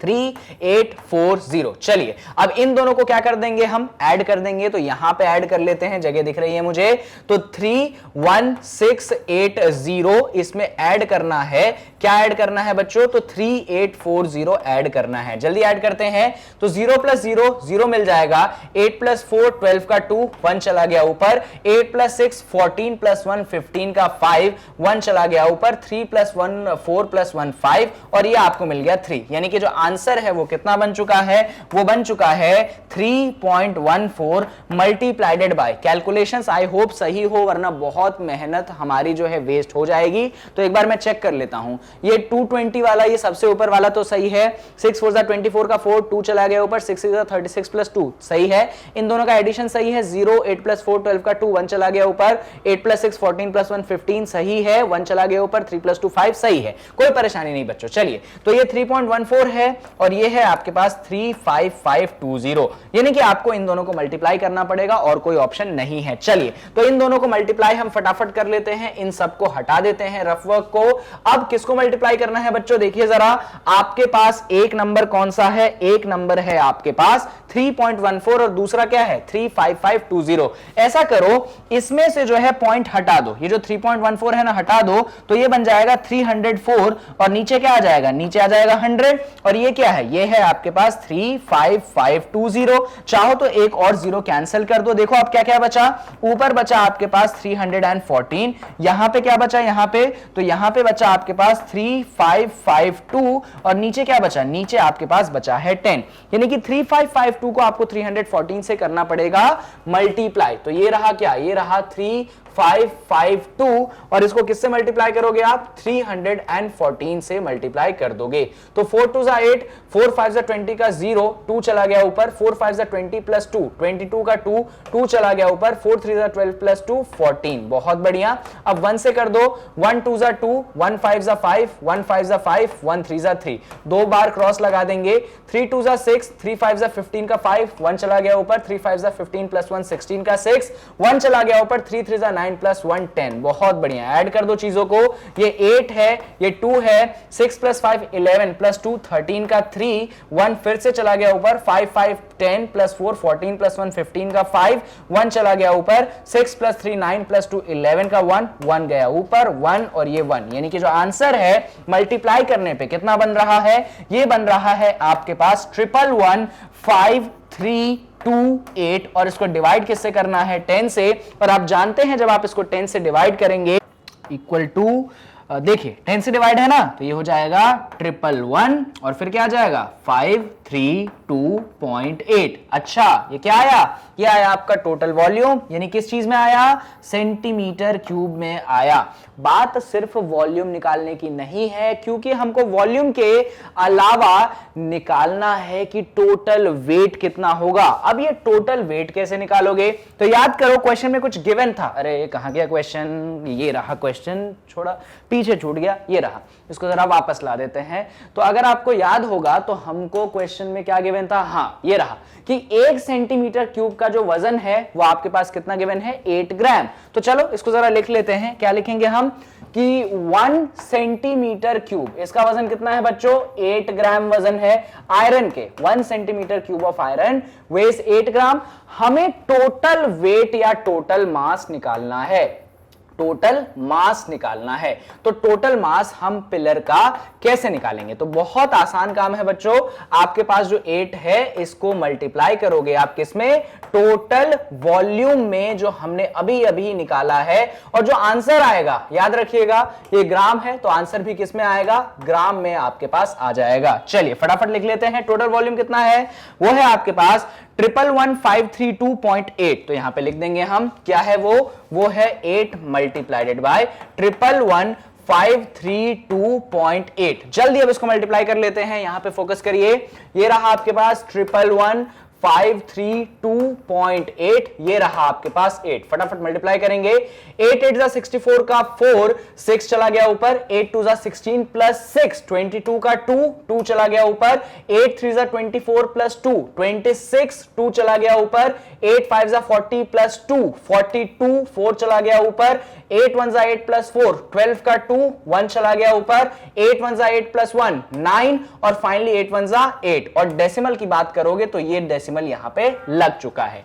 यानी कि जो टोटल मास आपने निकाल दिया वो निकाल दिया 892262.4। याद रखिएगा किसमें निकाला है आपने, ग्राम में निकाला है। ग्राम की जगह बेटर होगा अगर आप केजी में निकालें, तो इसको हम किससे डिवाइड कर देंगे, इसको हम डिवाइड कर देंगे किससे, 1000 से। चलिए तो हमने 1000 से डिवाइड कर दिया, 1000 से जैसे ही डिवाइड किया बच्चों, तो आप जानते हो ये हमारा कैलकुलेशन तो सही है, हाँ बिल्कुल सही है। तो ये जो 3 डेसिमल प्लेस है, ये ऐसे 3 जो डिजिट हैं वो डेसिमल प्लेस के पीछे हो जाएंगे, यानी कि फाइनल आंसर बन जाएगा आपके पास 892 पॉइंट, क्या बन जाएगा 2624, और किसमें, केजीज में। और अगर आप यहां तक पहुंच जाते हैं यानी कि आपको पूरे नंबर दे दिए जाएंगे। बस इतना ही है इस क्वेश्चन में।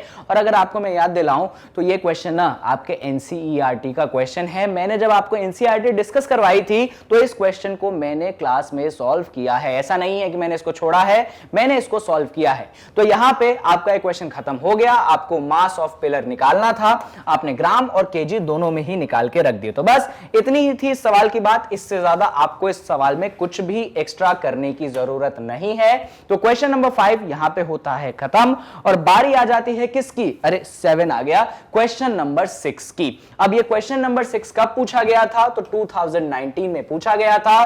कितने मार्क्स का पूछा गया था, 4 मार्क्स का, यानी कि कौन सा हो गया, लॉन्ग आंसर क्वेश्चन हो गया। तो फटाफट हम क्वेश्चन को पढ़ के और इसका सोल्यूशन हम यहां पे देख लेते हैं। चलो क्वेश्चन पढ़ने से हम स्टार्ट करते हैं। A right cylindrical container of radius 6 cm and height 15 cm is full of ice cream. Basically आपके पास एक सिलेंडर है, उसके डायमेंशंस गिवन है और वो पूरी तरीके से आइसक्रीम से भरा हुआ है। तो जो सिलेंडर है पहले उसको बना लेते हैं। ये आपके पास रहा सिलेंडर, इसका आपको हाइट जो है वो गिवन कितना है, वो गिवन है 15 सेंटीमीटर। आपको रेडियस गिवन है कितना, वो गिवन है आपके पास 6 सेंटीमीटर। चलिए this is full of ice cream, ये तो जानते हैं हम, which is to be distributed to 10 children in equal cone। अब ये जो आइसक्रीम इसमें रखा हुआ है, इस आइसक्रीम को 10 बच्चों में बांटना है और 10 बच्चों को जो आइसक्रीम का कोन मिलेगा वो बराबर होने चाहिए। ऐसा नहीं कि किसी बच्चे को बड़े कोन में आइसक्रीम दे दिया, किसी बच्चे को छोटे से कोन में आइसक्रीम दे दिया, ऐसा नहीं करना भाई, कोई बच्चा रो देगा। इसीलिए सभी बच्चों को बराबर कोन में आपको आइसक्रीम बांटना है। आगे बढ़ते हैं। अच्छा, इसमें और एक इंफॉर्मेशन गिवन है, equal cones having hemispherical shape on the top. और जो कोन में आप आइसक्रीम देंगे उसमें कोन तो होगा और उसमें आइसक्रीम कैसे डाला जाएगा, हेमिस्फीयर के रूप में। तो मैं आपको डायग्राम बना के दिखा देता हूं। जो आइसक्रीम का कोन होगा, देखो इसमें तो ये तो आपके पास आइसक्रीम का बकेट हो गया। क्या हो गया, ये आइसक्रीम का बकेट। अगर मैं बात करूं कोन की, तो वो दिखने में कुछ ऐसा होगा और उसके ऊपर जो होगा ऐसा एक हेमिस्फीयर बना होगा। और ये वो कोन है जो कि एक बच्चे को मिल रहा है। ऐसे कितने कोन है बच्चों, 10 कोन है, आप ये जानते हैं। अब आगे बढ़ते हैं। If the height of conical portion is 4 time it's base radius, find the radius of ice cream cone. अब यहां पे दिया गया है कि मान लीजिए आपके रेडियस कितने हैं कोन का और हेमिस्फीयर का, r है, और इसमें जो हाइट है, कौन इसमें जो आपका हाइट है, अगर मैं इस हाइट को स्मॉल h से दिखा दूं तो ये हाइट जो है इस रेडियस का 4 गुना है। हाइट क्या है इस रेडियस का, 4 गुना। हाइट ऑफ कोन जो है आपके बेस रेडियस का कितना है, 4 गुना है। तो हम एक एक करके सारी गिवन इंफॉर्मेशन यहां पे लिख लेते हैं। सबसे पहले हम बात करेंगे किसकी, सबसे पहले हम बात करेंगे सिलेंडर की। तो अगर आप बात सिलेंडर की करेंगे तो उसमें आपको क्या गिवन है, उसमें आपको गिवन है रेडियस। तो हम लिख देते हैं कि सिलेंडर के केस में जो रेडियस है इसको हम कैपिटल R से दिखाएंगे, क्योंकि भाई बकेट बड़ा है तो उसको हम लिख सकते हैं 6 सेंटीमीटर। बढ़िया। अब इसके केस में हमारे पास हाइट भी है तो हम हाइट को भी कैपिटल H से दिखा देते हैं और हम कैपिटल H को लिख देंगे, कितना लिख देंगे, वो आपको गिवन है 15 सेंटीमीटर। अगर सिलेंडर की बात हो गई हो तो अब जरा इस आइसक्रीम के कोन पे आ जाते हैं। इसमें आप सबसे बेसिक चीज ये देख सकते हैं कि जो कोन है इसको कोन मत लिखो क्योंकि कंफ्यूज हो जाओगे। आप तो बोल दो इसको आइसक्रीम कोन। क्या बोल दो इसको आप बोल दो आइसक्रीम कोन। और इस आइसक्रीम कोन में बच्चों 2 हिस्से हैं। कौन से 2 हिस्से हैं, तो आपके पास इसमें एक है हेमिस्फीयर। कौन है इसमें, एक है आपके पास हेमिस्फीयर जो कि आप देख सकते हैं, और एक इसमें नीचे कौन है, नीचे आपके पास कोन है। अगर बात मैं हेमिस्फीयर की करूं तो हेमिस्फीयर के केस में जो रेडियस है उसको मैं क्या ले सकता हूं, उसको मैं स्मॉल r ले सकता हूं, और कोन के केस में भी जो रेडियस है मैं उसको क्या ले सकता हूं, स्मॉल r ले सकता हूं, क्योंकि दोनों का रेडियस आप इक्वल तो देख सकते हो। लेकिन यहां पे एक इंफॉर्मेशन गिवन थी कि कोन के केस में जो हाइट है रेडियस का क्या है, 4 टाइम्स है, दिया गया था। तो हम लिख देंगे ये जो कोन का अगर हम हाइट निकाले, क्या निकाले बच्चों, हाइट निकाले, तो हम इसको स्मॉल h से दिखा सकते हैं। और ये स्मॉल h क्या हो जाएगा, 4 टाइम्स ऑफ रेडियस, यानी कि स्मॉल h बराबर 4r। तो इसको मैं और अलग से लिख देता हूं कि स्मॉल h बराबर क्या आ चुका है, 4r आ चुका है, क्योंकि ये इंफॉर्मेशन गिवन है क्वेश्चन में कि आपका हाइट ऑफ कोन जो है रेडियस का कितना टाइम्स है, 4 टाइम्स है। चलिए, तो ये सारी इंफॉर्मेशन हमने यहां पे मेंशन कर ली। अब हमको क्या करना है बच्चों, तो अब हमको निकालना है ये जो रेडियस है ना आपके पास कोन का, ये आपको गिवन नहीं है, ये आपको कैलकुलेट करना है। हमें इंफॉर्मेशन ये गिवन है कि बकेट में जितना आइसक्रीम है, कितने आइसक्रीम कोन है आपके पास, आपके पास 10 आइसक्रीम कोन है, इन सब में डिस्ट्रीब्यूट कर देना है। तो एक एक करके हम क्वेश्चन को स्टार्ट करते हैं। सबसे पहले हम कैलकुलेट करेंगे टोटल वॉल्यूम ऑफ आइसक्रीम। क्या कैलकुलेट करेंगे, टोटल वॉल्यूम। किसका टोटल वॉल्यूम, तो भाई जो आइसक्रीम है उसका टोटल वॉल्यूम मैं कैलकुलेट करूंगा। और अगर मैं आइसक्रीम का टोटल वॉल्यूम कैलकुलेट करना चाहता हूं तो मैं कैसे कैलकुलेट करूं, ये जो सिलेंडर है उसका वॉल्यूम निकाल दूं, तो मैं लिख दूंगा total volume of ice cream is equal to what, volume of what, volume of cylinder. अब वॉल्यूम ऑफ सिलेंडर हम कैसे निकालेंगे, तो सिलेंडर का वॉल्यूम निकालने के लिए हमारे पास एक फॉर्मूला होता होता है जो कि होता है पाई। सिलेंडर के लिए मैंने रेडियस कैपिटल आर लिया था, तो पाई कैपिटल आर स्क्वायर, और ये आ गया आपके पास कैपिटल एच। अब यहां पे वैल्यूज पुट कर दे क्या? चलो अभी नहीं पुट करते हैं, बाद में पुट करेंगे। अच्छा, ये तो आपके पास टोटल वॉल्यूम ऑफ आइसक्रीम आ गई।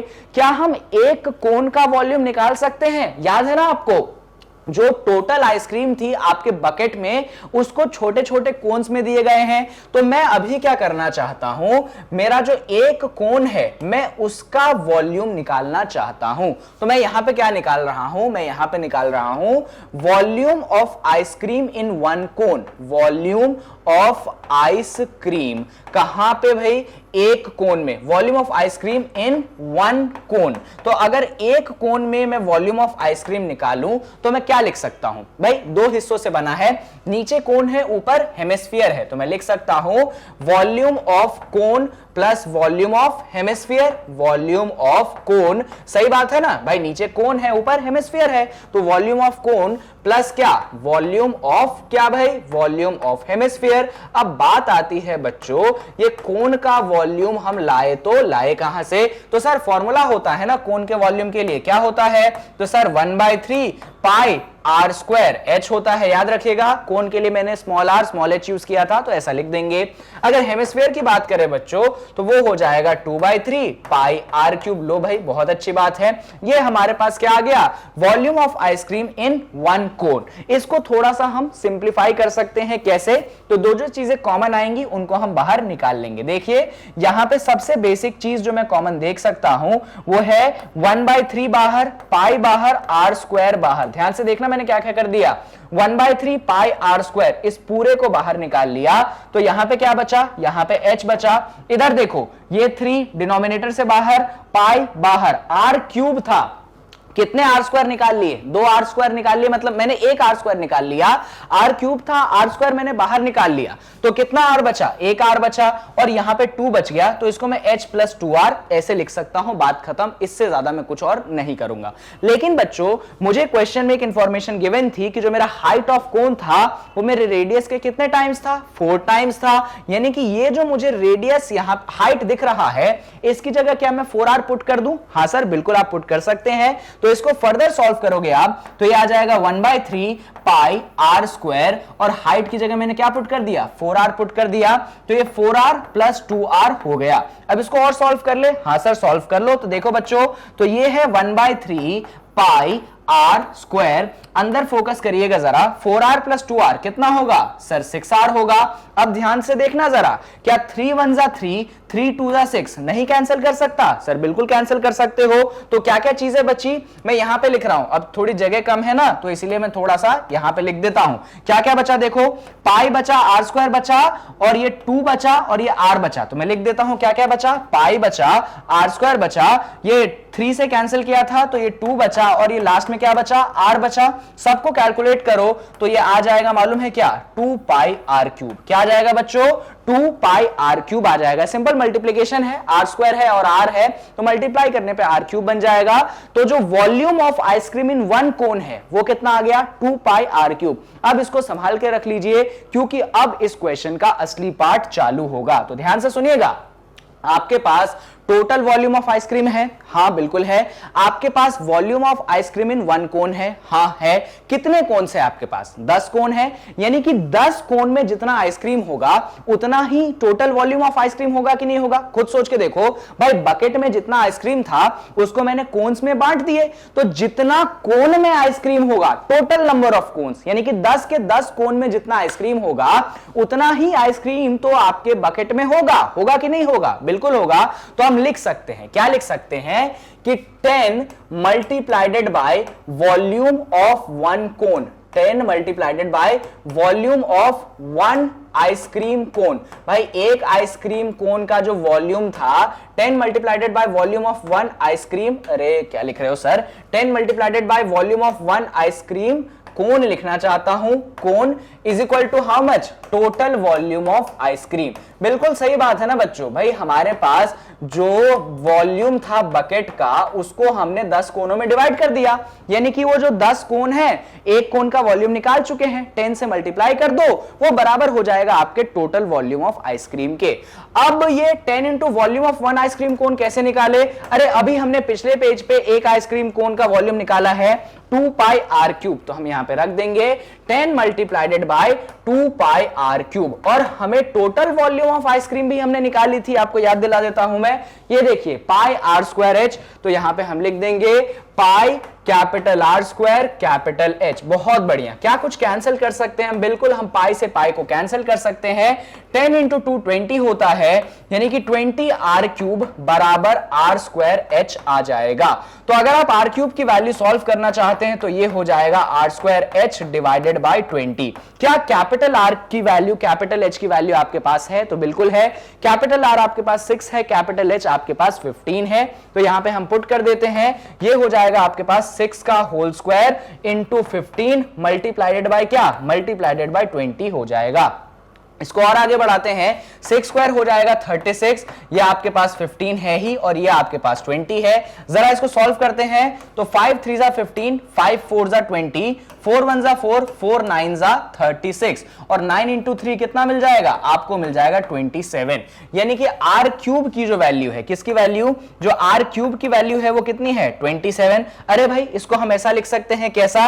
आर क्यूब बराबर 3 का होल क्यूब, मालूम है ना 27 3 का होल क्यूब होता है। तो इसको सॉल्व करोगे तो r की वैल्यू जो है कितनी आ जाएगी? आपके पास 3 आ जाएगी। कितने आ जाएगी? 3 आ जाएगी। सारी चीजें किस में थी बच्चों? सेंटीमीटर में थी, यानी कि ये जो रेडियस आपने निकाला किस में आ जाएगा? 3 सेंटीमीटर में आ जाएगा। और अगर आपने इतना कर लिया है तो आपको मालूम होगा हमको रेडियस निकालना था आइसक्रीम कोन का, बेस का, वो हमने निकाल दिया है, और वो कितना है? वो हमारे पास 3 सेंटीमीटर है। तो ऐसे सिंपल क्वेश्चन भी आपको कई बार 4 नंबर में पूछ लिए जाते हैं। आई होप कि आपको पूरा कैलकुलेशन समझ में आया हो। एज सच कुछ भी टफ इसमें नहीं था। चलिए, तो क्वेश्चन नंबर 6 यहां पे होता है खत्म लॉन्ग आंसर का, और अब बारी आ जाती है क्वेश्चन नंबर 7 की। और मैं आपको खुशखबरी दे रहा हूं कि ये जो प्रीवियस ईयर क्वेश्चन का सीरीज लाया था, जहां पे मैंने चैप्टर 13 को यानी कि सरफेस एरिया एंड वॉल्यूम को चालू किया था, उसके सारे इंपॉर्टेंट क्वेश्चन, सारे इंपॉर्टेंट कॉन्सेप्ट हमने कवर कर लिए हैं। और ये लास्ट क्वेश्चन है जो प्रीवियस ईयर की तरफ से हम कर रहे हैं इस चैप्टर में, यानी कि इस चैप्टर के बाद पार्ट 3 के बाद, ये पार्ट 3 है ना आपके सरफेस एरिया एंड वॉल्यूम का, इसके बाद हम क्वाड्रेटिक इक्वेशंस के प्रीवियस ईयर क्वेश्चंस को एक बाय एक सॉल्व करना चालू करेंगे। तो ये बस लास्ट क्वेश्चन है, इसको खत्म कर लेते हैं। तो सरफेस एरिया एंड वॉल्यूम के जो जितने भी पीवाईक्यू इंपॉर्टेंट वाले जो कि एग्जाम में एक्सपेक्टेड है, इंपॉर्टेंट है, हमारे खत्म हो जाएंगे। और अगर आपने तीनों पार्ट्स अच्छे से देख लिए होंगे तो मैं डैम श्योर हूं आप कॉन्सेप्ट तो सीख गए होंगे, साथ में प्रैक्टिस भी हो गई होगी, और एग्जाम आपका बहुत बढ़िया जाने वाला है। चलिए, तो बिना देरी के इस क्वेश्चन को हम देख लेते हैं। तो क्वेश्चन नंबर 7 लास्ट क्वेश्चन हमारे इस वीडियो का, 2017 में पूछा गया था, 4 नंबर का पूछा गया था, यानी कि अगेन क्या है? लॉन्ग आंसर क्वेश्चन है, सिंपल सा क्वेश्चन है, क्वेश्चन टफ नहीं है। सुकून से जरा इसको पढ़ लेते हैं और फिर इसका सोल्यूशन हम देख लेते हैं। चलिए, क्वेश्चन पढ़ने से हम जरा स्टार्ट कर लेते हैं। In a rain water harvesting system, the rainwater from a roof of 22 meter into 20 meter drains into a cylindrical tank having diameter of base 2 meter and height 3.5 meter. If the tank is full, find the rainfall in centimeter. Write your views on water conservation. समझिए, सुनिए और जानिए। बहुत ही simple question है भाई। Rain water harvesting सुनी है आपने, बहुत बार पढ़ा होगा आपने सोशल स्टडीज में, कि जो छत होता है, छत पे पानी गिरता है और उस पानी को क्या किया जाता है? उस पानी को पाइप के थ्रू एक टैंक होता है उसमें स्टोर किया जाता है। तो यहां पे भी कुछ ऐसा ही सिचुएशन है कि ये आपका क्या है? ये आपका रूफ है। क्या है? रूफ मतलब छत होता है, और इसका आपको डायमेंशन दिया गया है कितना? ये ऑल्दो रेक्टेंगुलर है पर मैं बना नहीं पाया, आपको रोम्बस जैसा मत देखना, ये रेक्टेंगल ही है। ये 22 मीटर इसका लेंथ दिया गया है, और इसका जो विड्थ आपको दिया गया है वो दिया गया है 20 मीटर। डन। और ये आपके पास है एक टैंक। क्या है आपके पास बच्चों? ये है एक टैंक जो आपको दिख ही रहा होगा, सिलेंड्रिकल है, और इसमें जो है ये पानी पाइप के थ्रू हम डाल रहे हैं। इस टैंक का अगर मैं बात कर लूं तो जो बेस का डायमीटर, डायमीटर है वो गिवन है आपके पास 2 मीटर, और इसका जो हाइट आपको गिवन है वो गिवन है आपके पास 3.5 मीटर। तो सुनिए सवाल क्या है। बारिश हो रही है, बढ़िया बारिश हो रही है, ऊपर से बड़ी अच्छी बारिश हो रही है। तो बारिश जैसे जैसे होगी ये छत पे पानी गिरेगा और ये ऐसे अंदर चला जाएगा। तो अब आपको ये बोला गया है कि ये टैंक पूरा भरा हुआ है, तो आप बताइए कितनी सेंटीमीटर बारिश हुई। तो सुनिए कोई टेंशन की बात नहीं, बहुत सिंपल काम है, यहां पे बस आप फोकस करो। तो सबसे पहले हम फोकस कर लेते हैं हमारे टैंक पे। तो टैंक की बात करोगे आप तो टैंक आपका कैसा है, सिलेंड्रिकल शेप का है। तो सिलेंड्रिकल शेप में आप सबसे पहले डायामीटर देख सकते हैं, कितना डायामीटर है आपके पास। तो जो डायामीटर आपके पास है वो कितना गिवन है, वो गिवन है आपके पास 2 मीटर। तो अगर आप रेडियस निकालेंगे तो इसको स्मॉल r से दिखा दीजिए, ऑल्दो आप जानते हैं डायामीटर का हाफ होता है, तो 2/2 आपको रेडियस जो है 1 मीटर मिल जाएगा। यहां पे आप हाइट भी निकाल सकते हैं, निकाल क्या देख सकते हैं, दिया हुआ है स्मॉल h नहीं कैपिटल H बोल दो। इनफैक्ट स्मॉल r को भी, स्मॉल r मत रहने दो, इसको कैपिटल R बोल दो। तो हाइट जो है आपके सिलेंडर का वो भी आपको गिवन है कि 3.5 मीटर है। और यहां पे इंफॉर्मेशन गिवन है कि बारिश होती गई होती गई होती गई और ये टैंक जो है पूरा भर चुका है। ठीक है, बारिश हुई हुई हुई और टैंक जो है पूरा भर चुका है। अब हम बात कर लेते हैं हमारे छत की, रूफ की। तो अगर आप रूफ की बात करेंगे तो रूफ का आपको लेंथ गिवन है, तो आप उसके लिए क्या ले लीजिए, स्मॉल एल ले लीजिए। आप देख सकते हैं स्मॉल एल की वैल्यू है आपके पास 22 मीटर। सिमिलरली आप रूफ के लिए ब्रेथ ले लीजिए और वो ब्रेथ आपके पास स्मॉल बी के रूप में दिख जाएगा और वो आपके पास है कितना, वो आपके पास है 20 मीटर। बढ़िया। अब हमको निकालनी क्या थी कि कितनी बारिश हुई है, कितना बारिश का हाइट है, और वो सेंटीमीटर में निकालना था। तो अभी मत सोचो, आप तो नॉर्मल ले लो कि जो हाइट ऑफ रेनफॉल है, जो भी हाइट ऑफ रेनफॉल है उसको सिंबल से दिखा दो स्मॉल एच से, और अभी आप यूनिट का मत सोचो मीटर सेंटीमीटर, वो अपन बाद में टेंशन लेंगे। तो यहां पे हम लिख देते हैं कि height of rainfall, height of rainfall मत लिखना, सिंपल हाइट लिख सकते हो। बेसिकली आपको निकालना है find the rainfall in centimetre, तो आप लिख दो हाइट, जो हमको नहीं मालूम स्मॉल एच, और ये यहां पे आप क्वेश्चन मार्क लगा दीजिए। अभी मीटर में ही निकलेगा, बाद में हम उसको सेंटीमीटर में कन्वर्ट कर देंगे। तो सुनिए बहुत इजी सा क्वेश्चन है ये, आपको बार बार मैं करवा चुका हूं। मान लीजिए जो हाइट ऑफ रेनफॉल है वो इतनी है, तो आप इस डायग्राम से देख सकते हैं कि भाई जितना पानी छत पे गिरा होगा उतना ही पानी सिलेंडर में होगा।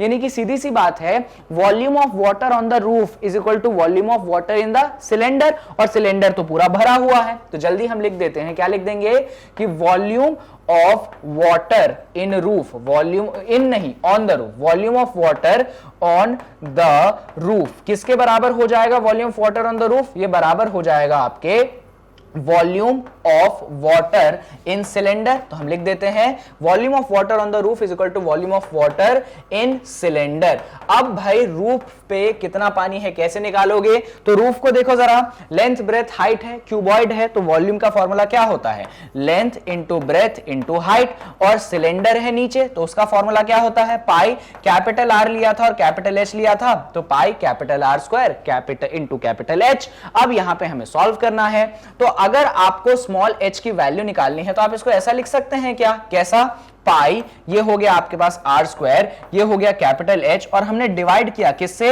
लेंथ इनटू ब्रेथ से, और इस तरीके से हमारा स्मॉल एच जो है वो कैलकुलेट होके आ जाएगा, और कितना आएगा, pi are square capital H divided by length into breadth. चलिए अब इस फॉर्मूले को हम यहां पे लिख देते हैं कि जो हमारा हाइट आया है रेनफॉल का वो कितना है, pi capital R square capital H divided by what, length into breath. तो एक एक करके हम वैल्यूज यहां पे पुट कर देते हैं। पाई की वैल्यू आपको कुछ नहीं बोली गई है, तो आप जानते हैं कि क्या लेंगे, आप 22/7 ले लेंगे, यहां पे हमने ले लिया। कैपिटल आर की बात आप करेंगे तो कैपिटल आर आपके पास 1 है, 1 ही है ना, हाँ भाई देख लो ये 1 आपके पास है, तो यहां पे आपने 1 का होल स्क्वायर कर दिया। कैपिटल एच की आप बात करेंगे तो आपके पास 3.5 है, चाहो तो 3.5 को फ्रैक्शन में कर सकते हो, तो मैं डायरेक्ट बता देता हूं कि 3.5 होता है आपके पास 7/2 है ना, मीटर है तो मीटर में आ जाएगा। फ्रैक्शन में कन्वर्ट करना बहुत बार सिखाया है और 10वीं के बच्चे हो तो इतना तो जानना चाहिए। तो यहां पे आप हाइट की जगह 7/2 पुट कर दीजिए।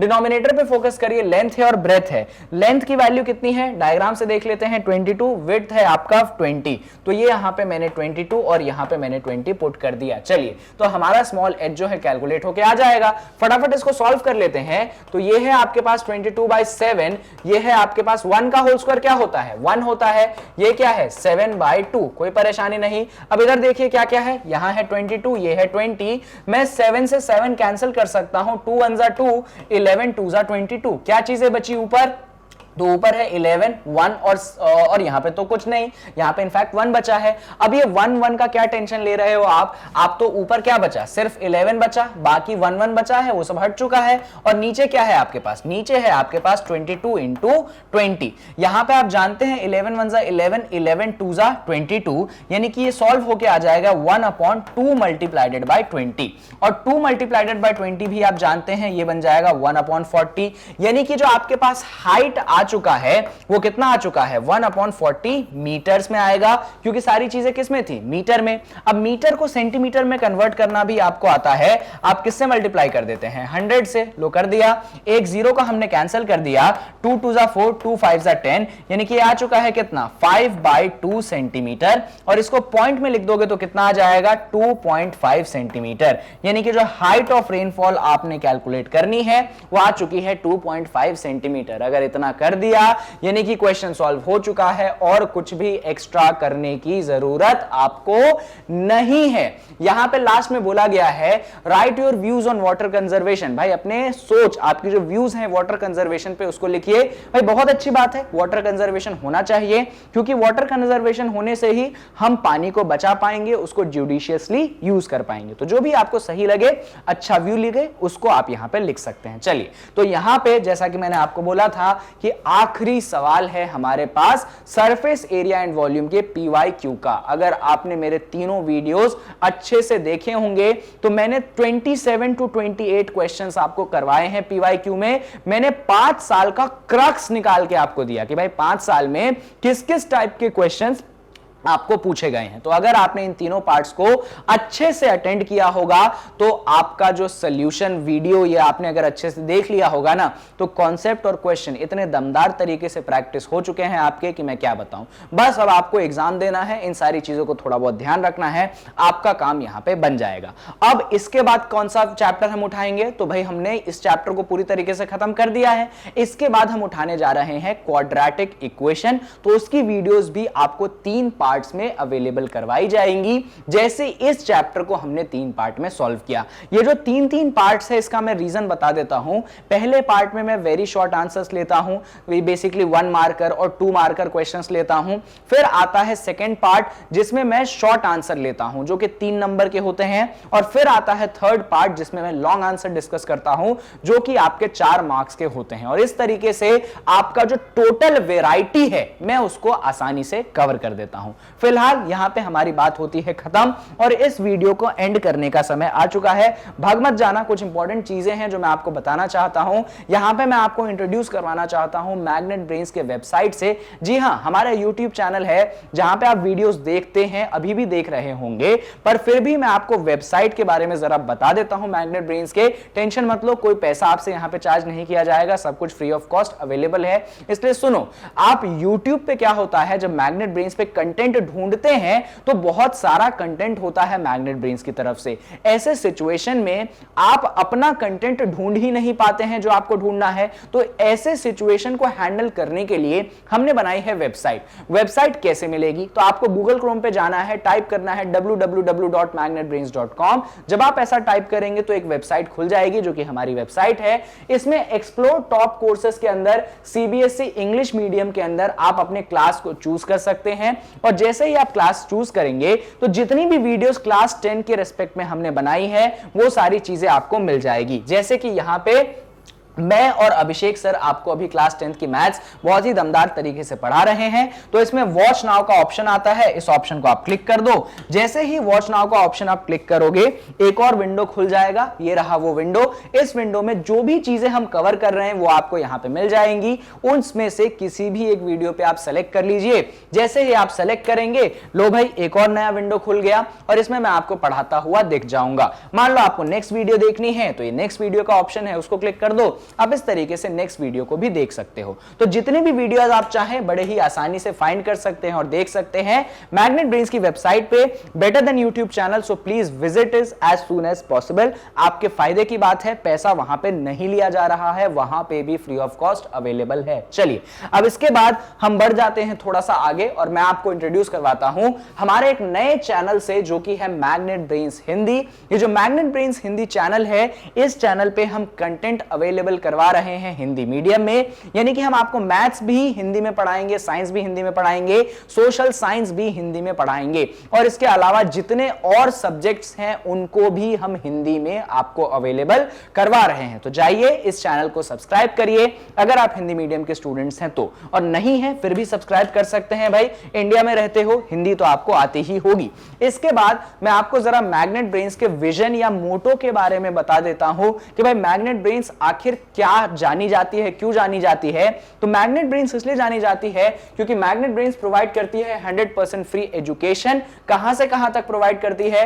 किंडरगार्टन यानी केजी से लेकर क्लास 12th तक के बच्चों को सब कुछ फ्री है। यहां पे 2 चैप्टर्स के बाद कोई भी पेमेंट, कोई भी सब्सक्रिप्शन लेने की जरूरत नहीं है, सब कुछ आपके लिए फ्री ऑफ कॉस्ट अवेलेबल है। हां, आप हमें सपोर्ट कर सकते हैं, कैसे? तो इस वीडियो को लाइक करके, चैनल को सब्सक्राइब करके, इन वीडियोस को शेयर करके। जैसे ही आप ये करोगे आपका जो सपोर्ट है हमें मिल जाएगा। साथ में आप इस वीडियो के एंड में कमेंट जरूर कीजिएगा, क्योंकि कमेंट करने से मुझे पता चलता है कि भाई आपने ये वीडियो देखी कि नहीं देखी, आपको समझ में आया कि नहीं आया। तो उन रिएक्शंस को प्लीज कमेंट करिएगा। And thank you so much कि आपने इतना टाइम इन्वेस्ट किया इस वीडियो को देखने में। Thank you so much. Tata, bye bye.